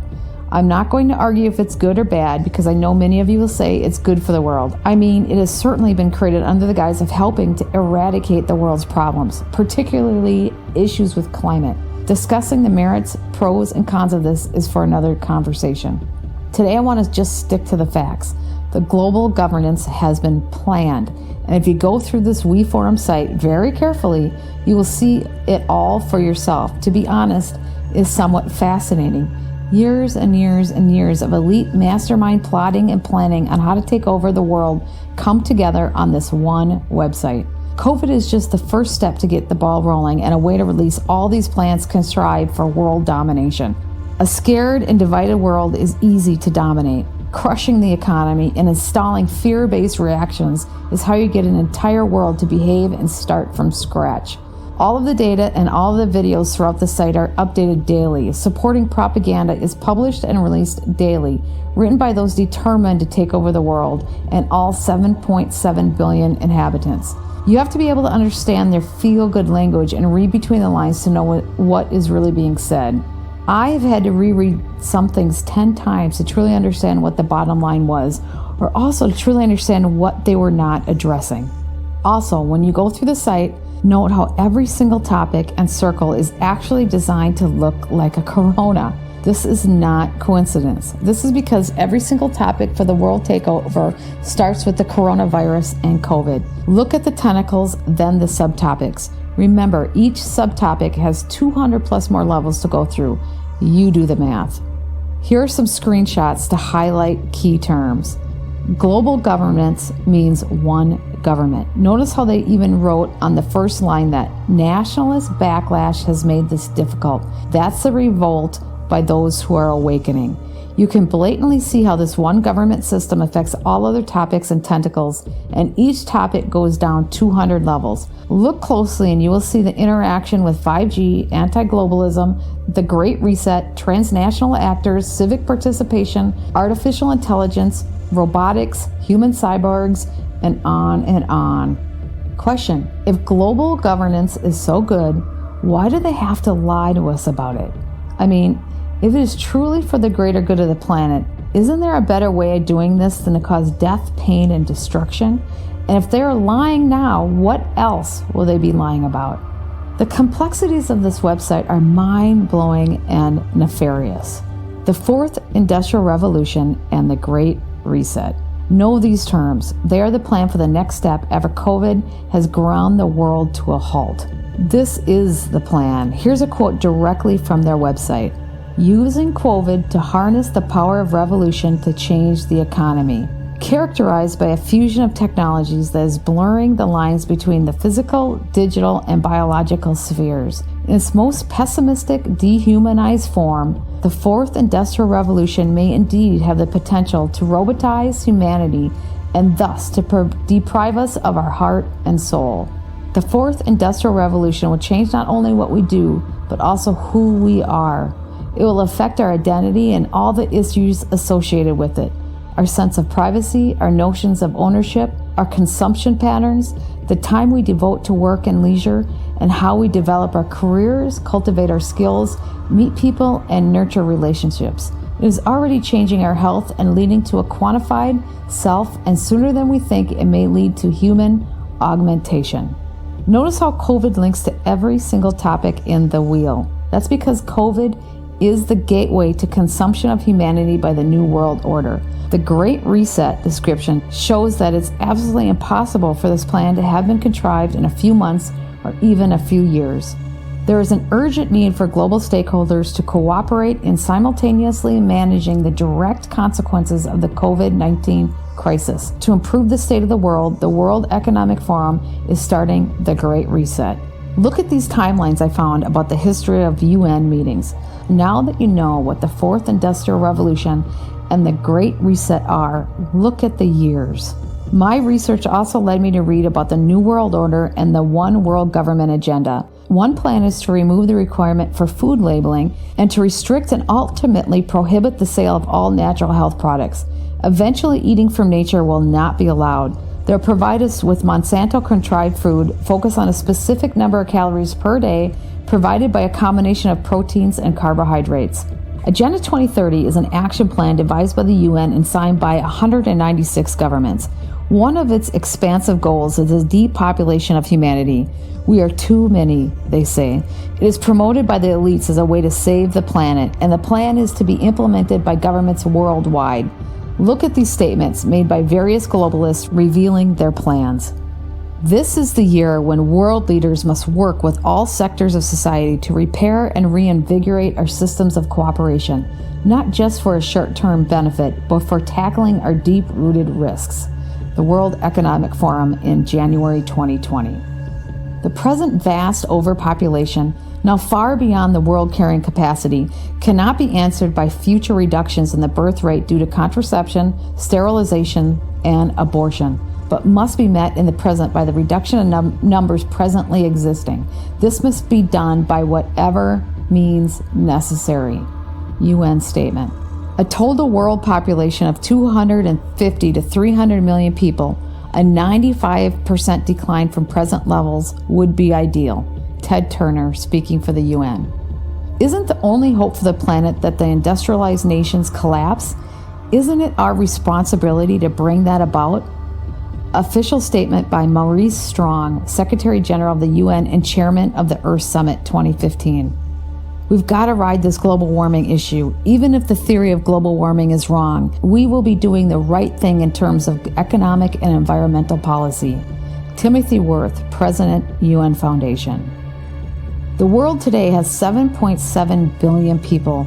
That's heading up to about 9 billion. Now, if we do a really great job on new vaccines, healthcare, and reproductive health services, we could lower the population by perhaps 10 or 15%. Bill Gates, TED Talk 2010. The bulk of humanity has become expendable. We were good for the elites to have around when they could exploit our labor and enjoy the fruits of humanity's talents. The information research and advisory firm Gartner predicts that at least 1/3 of jobs now performed by humans will be replaced by software, robots, and smart machines by 2025. Robots do not require food, employee benefits, or wages. They can work 24/7, 365 days a year without complaining or needing a break. According to Ray Kurzweil, the director of engineering at Google, by 2029, robots and other forms of technology will have reached human levels of intelligence and functionality and beyond. Replacing humans was predicted as far back as the 1960s. The time has arrived for this to become a reality. By 2030, there will be no natural babies born. 0. All babies will be chosen with a specific design and program. I heard this on a video from the World Economic Forum site, and I fact-checked this bizarre statement 4 times. Perhaps the most disturbing revelation about who is behind these plans is the Luciferian agendas that they all seem to hold. For example, David Spangle, director of the Planetary Initiative at the UN, wrote in his 1978 Reflections on the Christ. You can find that in chapter 4, pages 44 through 45. No one will enter the New World Order unless he or she will make a pledge to worship Lucifer. No one will enter the New Age unless he will take a Luciferian initiation. This is a topic for a different day, but know that the hydrogel intended to be in the COVID vaccine is activated by an enzyme called luciferase. This is true. You need to do your research and see that it is true, and you can find that on the UN site digging through a lot of tentacles.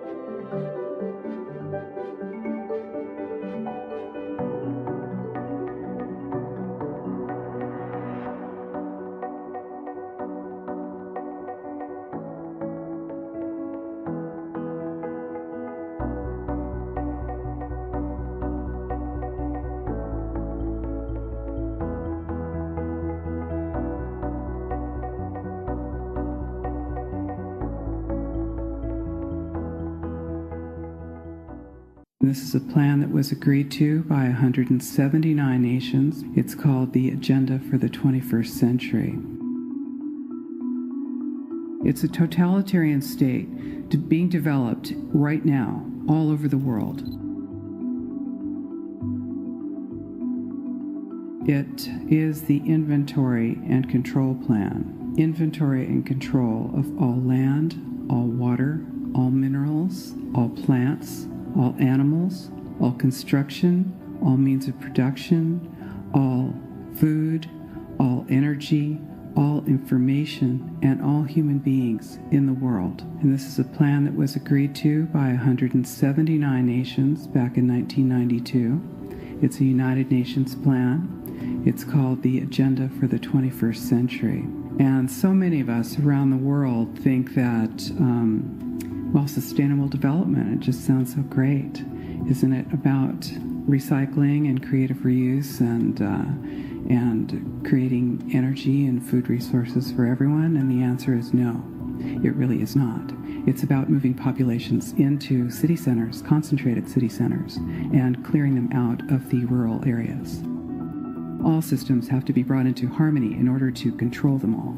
Because when systems don't meet, when they're out of balance or not in sync with one another, they can't be controlled centrally. And the goal of Agenda 21 is one world government and total control from a central unit. Every nation that signed on to Agenda 21 has its local Agenda 21 plan. People in the United States are completely unaware of this. If I go out and talk about this, the United States press attacks me and calls me, which is totally ridiculous. It is but it's not a theory, it's a fact. The three pillars of United Nations Agenda 21 are economy, ecology, and equity, the three E's. And everyone sort of thinks that they know what that means, the idea of social equity. It must mean that, well, everyone's going to have access to clean water and clean air, and no one's property is going to be used as a dumping ground because they are at a poverty level. But really what social equity is about impoverishing huge portions of the population and bringing down the developed nations. Everything that we're looking at now is destined to collapse our economies. It's a totalitarian state being developed right now all over the world. And what major corporations want in this development is to be able to have full movement of workers without borders or boundaries, to be able to move their goods through without regulations, and to reduce wages. And so this is the goal. So this is what you find with social equity. And of course, economy and ecology is about, these are the three circles: economy, ecology, and social equity. And where they meet in the center is balance. But really that balance is a communitarian balance. So it's not balance of well-being of the people. What it is it's a balance for corporations so that they can exploit and control and have populations in an area, in tightly packed, dense areas, so that they can be surveilled and managed. And this is what that balance looks like as far as the development of a totalitarian state is.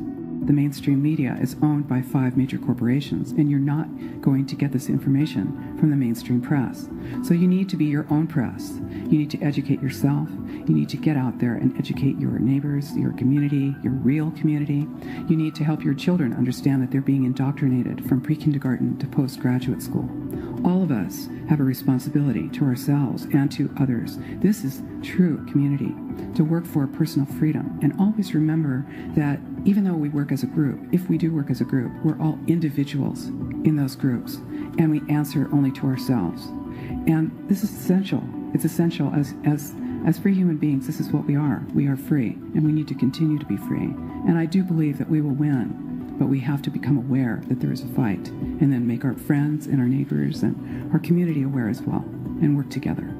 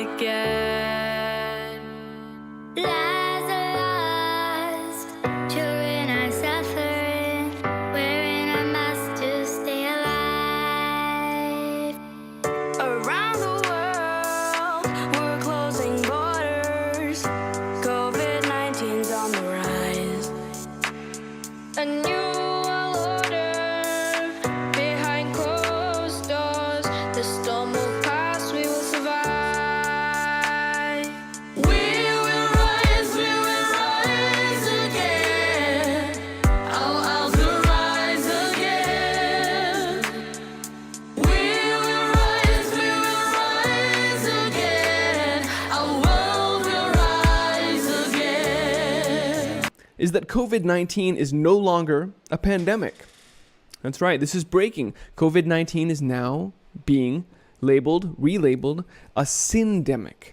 Here from Mint in India, why COVID-19 is no longer a pandemic. No, we're rewriting it now, the propaganda says, as a syndemic of chronic diseases. And COVID-19 from the Hindustan Times. From Al Jazeera, world is caught in a syndemic of chronic diseases and COVID. And if you note, these are all in the last few days here from all over the world. Scientists believe that the coronavirus is a syndemic.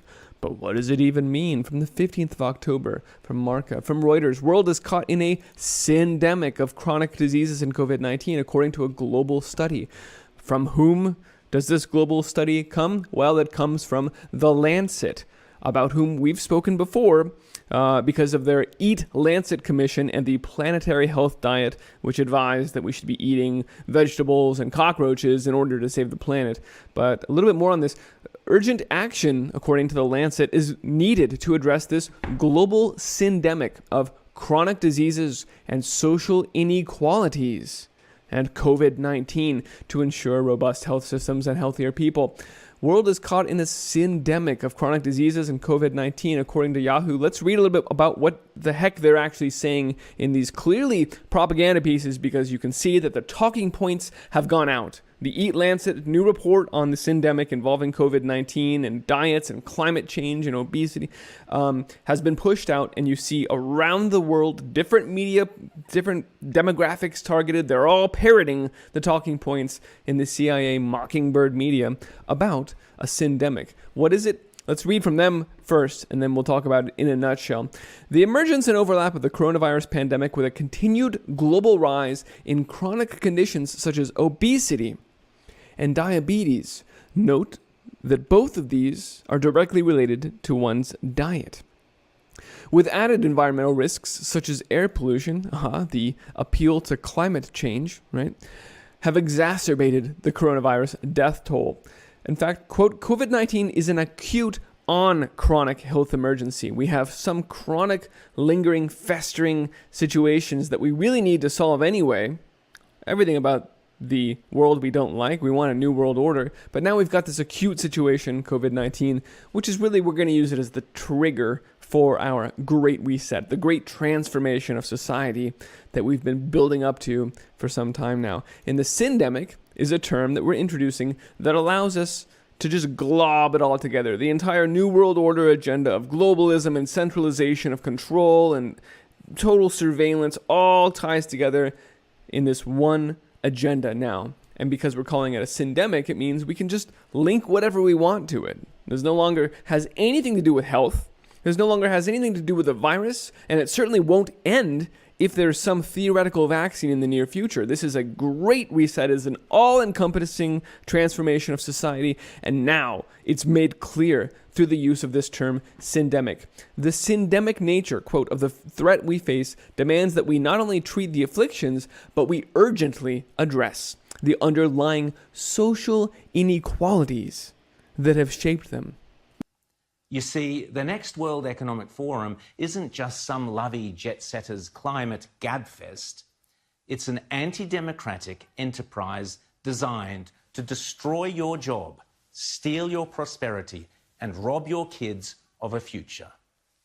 It's a hardcore, leftist, eco-horror show replete with quasi-fascism. I spoke a couple of weeks ago here about the disturbing trend among many of the world's left-wing elites to increasingly conflate COVID-19 with climate change, with many going so far as to suggest that all the measures applied to the coronavirus, the lockdowns, the destruction of businesses, the suppression of dissent, curfews, strong-arm police tactics, should become the new normal for dealing with climate change. And indeed, that is precisely what the next World Economic Forum is planning to do, to convince governments, with the help of big business and big tech, to bring about something deeply, deeply sinister called the Great Reset. The what? Precisely, it sounds kind of crazy enough, but it is a program designed to strip us of all our fundamental democratic rights in favour of a new form of society as dictated by the elites. First of all, here's a bit of the official promo ad for the Great Reset.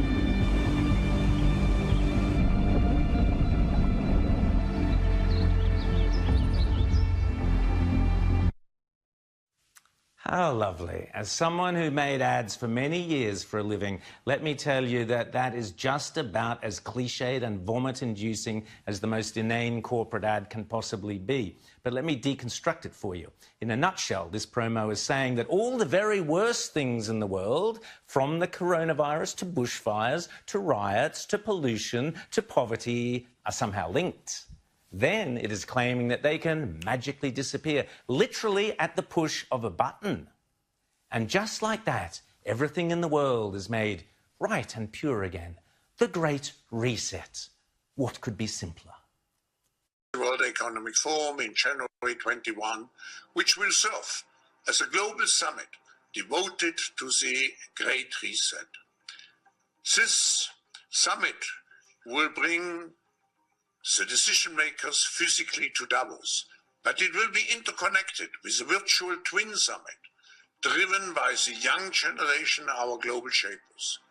They will integrate over 400 hubs into the dialogue of Davos and ensure that the Global Reset Initiative is really forward-looking and takes into account the voices of all who are left behind. Now, put aside for the moment that that bloke looks like he's auditioning for the head of Smersh in the next James Bond movie. He is, in fact, Klaus Schwab, the founder and head of the World Economic Forum. He is a total whack job, in my opinion, and I'll get into that in a second. He's a big fan of drones, algorithms, and the Chinese Communist Party, and he believes there's a fourth industrial revolution underway that is changing what it means to be human, and he peddles this sicko fantasy that humans and machines will somehow merge in his green utopia. Bonkers, like I said. Ah, yes, net zero emissions, the great climate cult mantra. The Prince of Wales, the International Monetary Fund, the United Nations, all determined to redesign and reimagine the entire world. What it means to be human, how money works, how political will can be enforced. And here are just a few other tasty tidbits scheduled for the Great Reset. We had already income inequality that was fueling income, race, gender inequality. We have a climate emergency, which we can't walk away from. There's no doubt that the very survival of the human race requires us to act. Any recovery stimulus should have green conditions attached to it. Energy prices should reflect real costs. You need private sector capital, private sector ingenuity, private sector technology, and private sector capabilities to come to the party. You need enormous trust between the private sector and the public sector for this to actually work. We have to change our economy dramatically in the next 20 or 30 years, and the next 10 years is absolutely decisive. The recovery has to be greener than any of the previous recoveries. And in order to do that, we need to ensure that the stimulus package, including fiscal and monetary, are much greener than they were before. Prince Charles insists all the levers at our disposal must be used to enforce the Great Reset. How on earth that one sentence alone does not disqualify Charles from ever succeeding to the throne is beyond me. He is now not only fully immersed in hardcore left-wing eco-politics, he is advocating some bizarre form of eco-fascism. The Queen must step in and insist he have nothing further to do with this freak show. After all, we are currently seeing in Victoria just what it looks like when all the levers at our disposal are being used to enforce the COVID-19 restrictions, which include curfews, lockdowns, enforced mask wearing, shutting down of businesses, making you stay within 5 kilometres of your own home, not visiting the dying rellos, and on and on. Remember, it's not me linking COVID to climate change. It is these lunatics, including Charles and the United Nations and the IMF, who want to replicate the global response to COVID and repurpose it for climate change, to enforce zero net emissions. Just to remind you, this bloke Schwab is the kingpin of the World Economic Forum, the chief body that wants a globalised world with a partnership between governments and big business, globalisation that basically runs the show. In this week's Spectator magazine, Maurice Newman writes, already Professor Schwab and his colleagues have started mobilising vast networks of left-wing activists. Those who scoffed at claims that climate change was a stalking horse for a new world order should think again. That reality is now in full view. Intense pressure will be applied to parliaments everywhere to pass enabling laws and to abdicate more responsibilities to unelected bureaucrats in global institutions. Crony capitalism is anathema to genuine market economies, and giving more leverage to those who encourage it is fascistic, says Maurice Newman. Schwab has written extensively about humanity being altered by machines, nanotechnology. He's a big fan of drones, artificial intelligence. Weirdly enough, Daniel Andrews recently ditched attempts to detain people on the suspicion that they might be about to disobey COVID regulations, has eerie echoes in Schwab's boasting how technologies can intrude into the hitherto private space of our minds, reading our thoughts and influencing our behaviour. And Schwab predicts, as capabilities in this area improve, the temptation for law enforcement agencies and courts to use techniques to determine the likelihood of criminal activity, assess guilt, or even possibly retrieve memories directly from people's brains will increase. All of this, Schwab says, is redefining what it means to be human. Sounding like a demented character in a Batman comic, Schwab also writes gleefully that sensors, memory switches and circuits can be encoded in human gut bacteria, and that smart dust Arrays of full computers with antennas can now organize themselves inside the body. Yep, this Marvel Comics whack job runs the world's most prestigious economic forum, and every year our corporate CEOs and business leaders go groveling to him at Davos, and worse, our government wastes your money sending senior politicians and highly paid public servants to dance to this madman's tune. It's a disgrace. Oh, and did I mention he's a huge fan of China as the leader of his brave new world? It was very appropriate to invite the president to join us, and he, as the leader of the country, to talk to us about the future's engagement of China in global affairs and the leadership role China will assume in determining and constructing our global future. And why China? Well, apart from the drones and the surveillance, chat to the Uyghurs about that, they also pretend to care about climate change. And China has already taken the lead. Just look in the negotiations in Paris on the environment. COVID, China, climate change. The Great Reset is a toxic, poisonous, ugly offspring of fascism dressed up in the frilly frocks of environmentalism. It's a horror show. So what to do? Our Governor-General must insist to the Queen that Charles ceases all involvement with this travesty. The Morrison government must refuse to send any delegates to Lucerne in May, and any Australian businesses that participate in this grotesquerie deserve the full wrath of Australian consumers and shareholders. The next time someone tells us that tackling climate change is either too costly or too difficult, I think we need to remind them and remind ourselves of what just is happening right now. We not only have to demand change, but also create change. We have to live up to the expectations which we have created, and we will do so. Don't say I didn't warn you. Welcome everyone, I'm Spiro, thanks for tuning in. We've all heard the phrase, never let a good crisis go to waste, and I would say that applies even if the crisis is engineered. We've also heard the phrase, order out of chaos, which is a strategy that I believe we are seeing unfold before our eyes.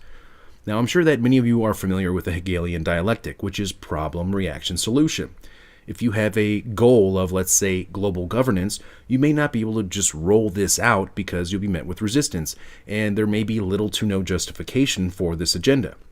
So you engineer a crisis, in this case, a global health pandemic, a scenario we have seen wargamed in documents such as the 2010 Rockefeller Lockstep document and Event 201, the tabletop exercise and simulation of a global coronavirus pandemic. That was sponsored by the World Economic Forum, Johns Hopkins, and the Bill and Melinda Gates Foundation, which took place last October. This crisis, which I believe to be engineered, produces a desired response, a controlled demolition of the global economy, wiping out the middle class, creating more dependency upon the government in the form of stimulus money and bailouts, which essentially equate to ownership. We experienced the authoritarian lockdowns, which was the conclusion of the Rockefeller Lockstep document on how to mitigate this crisis. Now, we are also witnessing massive civil unrest under the guise of seeking social justice and ending inequalities and systemic racism, as they call it, when in reality, these riots are nothing more than an organized destabilization operation, much like the ones we have seen the US and the CIA carry out in countless countries before they topple their governments and install puppet regimes. This is a planned operation. So back to the problem, reaction, solution strategy. We have the engineered problem, COVID-19. We have the reaction, the economic collapse and the civil unrest, and now it's time for the solution, a solution which has already been predetermined, prepackaged, and ready to roll out. The solution was just announced by the World Economic Forum, the same World Economic Forum who asked Johns Hopkins to host Event 201. Their solution is what they are calling the Great Reset, an initiative that was officially launched this week. Now, the Great Reset is not a new idea that they just made up over the weekend, okay? This is a long-standing global governance agenda which ties into the United Nations 2030 Agenda for Sustainable Development, which seeks to regulate, control, and redefine all aspects of life as we know it.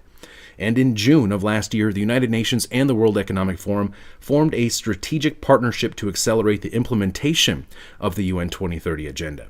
Now, here is a quote from the World Economic Forum about the Great Reset, directly from their website. In fact, one silver lining of the pandemic is that it has shown how quickly we can make radical changes to our lifestyles. Almost instantly, the crisis forced businesses and individuals to abandon practices long claimed to be essential, from frequent air travel to working in an office. Back in January of this year, 2020, the World Economic Forum founder and executive chairman Klaus Schwab was asked, what can we expect to be the focus of Davos 2020? And he referenced his book from 1970 on a new economic model called stakeholder capitalism. Well, thank you so much. And of course, it's the headquarters of the World Economic Forum, which is celebrating 50 years as its founder. What does that mean to you personally? It doesn't mean celebrating 50 years of Davos or of our existence. For me, it means to celebrate 50 years of the stakeholder concept, of stakeholder capitalism, because I wrote the book in 1970 and conceptualized, probably for the first time, what we call today stakeholder capitalism. And I wanted to create a place where stakeholders could meet. And that was the original idea of Davos. So I'm very pleased and happy that we are not only celebrating 50 years, but we are celebrating now finally that stakeholder capitalism has become or is becoming mainstream. When we look on the World Economic Forum's website, we see that stakeholder capitalism is one of the main objectives of this Great Reset. At the time of the interview back in January of 2020, the stock market was at all-time highs, and the sense of urgency for a new economic model really wasn't there. I see also, I would call it, that we have urgency in emergency related to the environmental issues, climate change, but also biodiversity and so on. We face an emergency situation, and we have not yet really the sense of urgency to address those issues. We see it now with the fires in Australia, and of course it's relatively difficult to get such a sense of urgency if the stock markets are doing so well as we see now. Now we have economic conditions comparable to that of the Great Depression due to the fallout from the coronavirus lockdowns. And now, lo and behold, we have the justification for the Great Reset and the 50-year-old plan for the new economic system. Now, just 3 days ago, the World Economic Forum hosted a virtual summit for the Great Reset. Attendees included Klaus Schwab, the founder of the World Economic Forum, the United Nations Secretary General Guterres, Prince Charles, the head of the International Monetary Fund, and a top representative from MasterCard, among many others.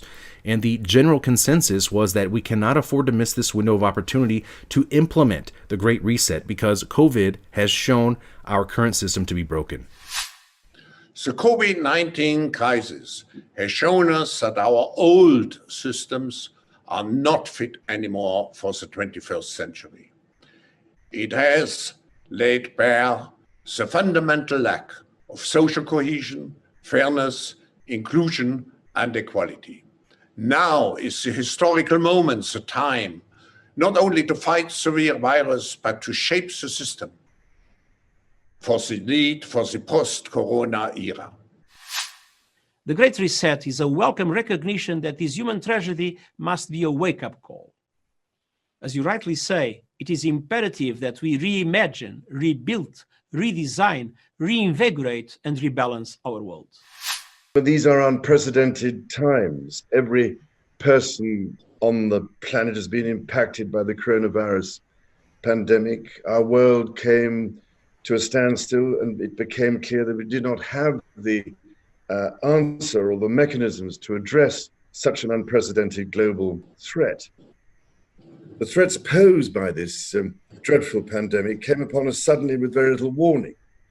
The threat of climate change has been more gradual, but its devastating reality for many people and their livelihoods around the world, and its ever greater potential to disrupt, surpasses even that of COVID-19. We have a golden opportunity to seize something good from this crisis its unprecedented shockwaves may well make people more receptive to big visions of change. And global crises like pandemics and climate change know no borders and highlight just how interdependent we are as one people sharing one planet. History would look at this crisis as the great opportunity for reset. From the perspective of the IMF, what we see is inevitably a very massive injection of fiscal stimulus to help countries deal with this crisis and shift gear for growth to return. But it is paramount that this growth leads to a greener, smarter, and more fairer world in the future.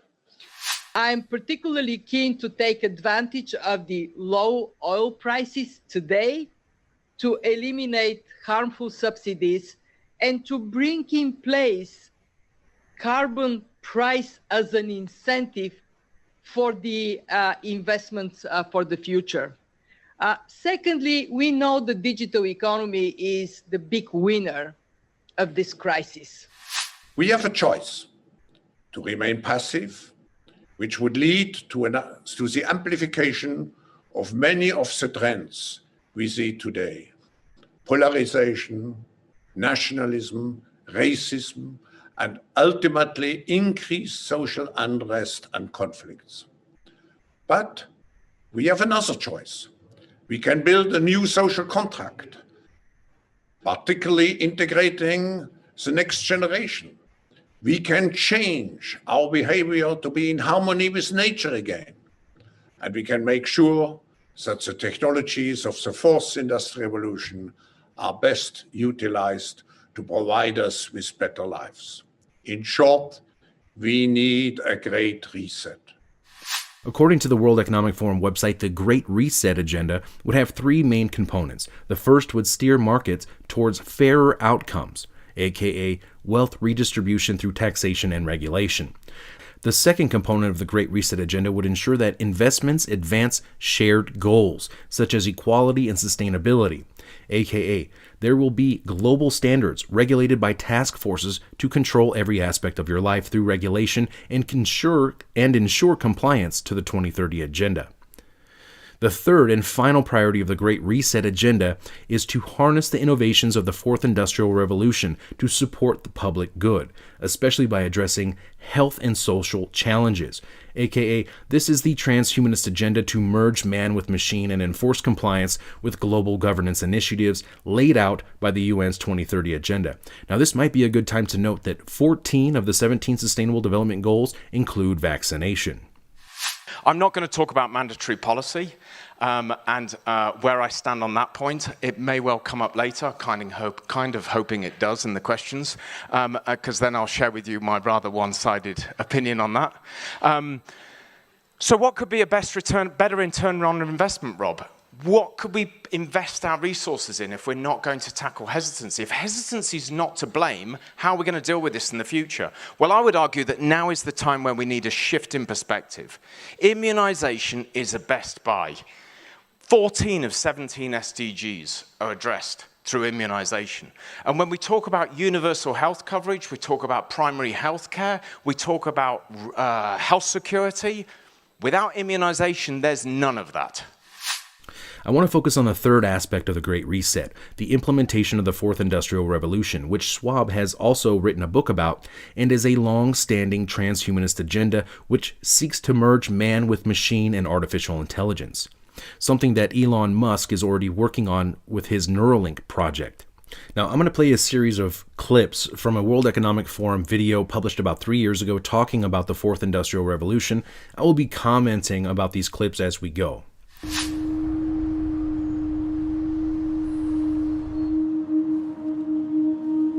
We are wondering what is happening to the world. Everything is changing.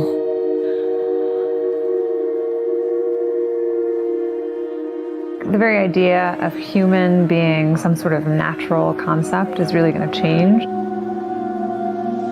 Our bodies will be so high-tech, we won't be able to really distinguish between what's natural and what's artificial.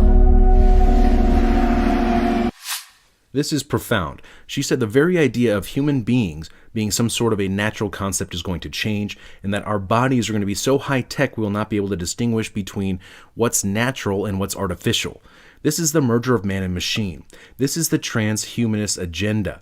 This is the World Economic Forum's official video from their own YouTube channel. Inside our own heads is the most complex arrangement of matter in the known universe. You might ask yourself, can we get to be superhumans?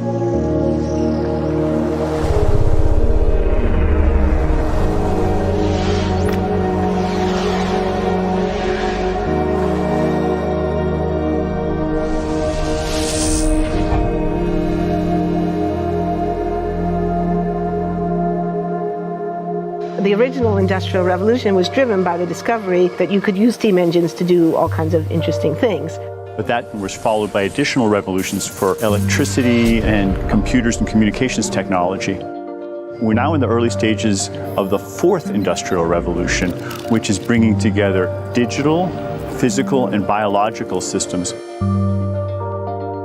One of the features of this fourth industrial revolution is that it doesn't change what we are doing, but it changes us.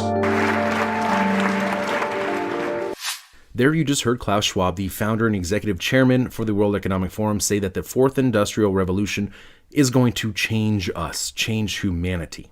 With the ability to visualize brain activity, for example, through a simple consumer-based EEG device, it gives us access to ourselves in ways that we've never before thought possible. It unlocks the black box that is the brain and enables us to really, truly be able to realize an identity that is aspirational. There's now a scientific foundation for the effects of mindfulness on the brain, on the genome, on biological aging. And when the human mind does know itself, then you get the potential for a new renaissance that restructures itself in terms of our relationship to life, our relationship to the planet, our relationship to work. We need a different economic model. And by that, I don't mean capitalism versus communism. What I'm talking about is a shift in the system along the lines of the two big changes that happened in the 20th century, Keynesianism, with a much greater focus on health and education and the role of government working with business, and then a reaction against that in late century to neoliberalism, where the focus was on free markets, freedom of the individual, and getting governments out of the way. We need a shift to a new system that will allow us to meet the basic needs of every human on the planet, that will live within planetary means, that will be fairer, and that will be focused as its key goal, not on growth per se, but on maximizing human well-being. And history tells us that a values shift is triggered by creation of a new story about how we want to live. They were talking about this new economic model not being based on hard work or being a business owner or creating wealth and success. They were talking about a new global economic order that will be fairer, they say, and essentially redistribute wealth, your wealth, as they see fit to lower the standards where you are in your countries or in some countries and raise them in others. So the goal is no longer, I want to be less bad, less monotonous, less unsafe, less unjust. It's really about a diverse, safe, healthy, and just world with clean air, clean water, clean soil, clean energy. Together we are fighting to preserve our fragile climate from irreversible damage and devastation of unthinkable proportions. Are you beginning to see how this COVID crisis has accelerated the 2030 agenda and global governance? And how they use public figures such as celebrities to help sell it to the public because people do not trust governments and institutions.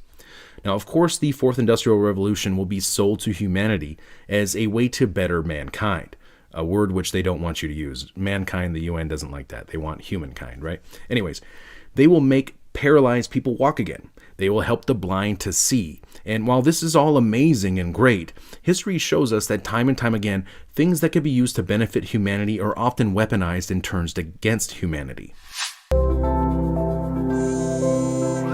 Humans have always been using tools, but because of the recent advances in technology, we're beginning to have machines that can augment us in all sorts of interesting ways. I was the first person in the world to be able to voluntarily move my legs while stepping in a robot by exciting the nervous system using electrical stimulators directly onto the spine. We believe that a cure will be possible if enough of the right people have the will to fast-track a cure for paralysis. The projection of 5 million jobs lost by 2020 to technology is serious, but it's not the main question. Construction, manufacturing, services, public health and education, these industries will still exist. The main question is, what will be the future of work? How will we define work? How will we share the wealth? One of the things that I think is so essential to free and open societies is freedom of thought. And up until now, the conversation we've been having is around freedom of speech. Once we can access people's thoughts and access people's emotion, we have to create a space that enables people to think freely, to think divergent thoughts, to think creative thoughts. And in a society where people fear having those thoughts, the likelihood of being able to enjoy progress is significantly diminished. Did you just hear that? She said right now the discussion has been around free speech, but basically once we get that out of the way, once we get access to people's thoughts and once we get access to people's emotions, we need to create a framework for people to think in, so people aren't scared and so people are safe. This is absolutely terrifying. Talk about thought police.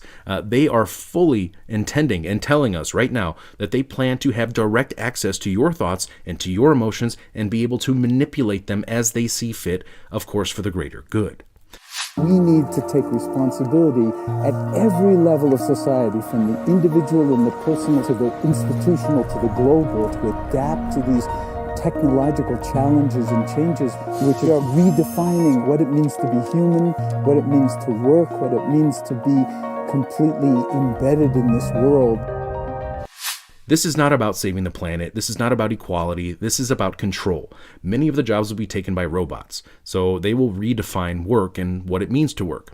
They want to redefine what it means to be human and determine for you your role and your future of being essentially a transhumanist cyborg integrated into this new control grid. Now, right now we are witnessing the controlled demolition of the current system of control by design in order to usher in this new transhumanist agenda, this new system of global governance, this new digitalized system of control where we will be unable to distinguish organic life from artificial.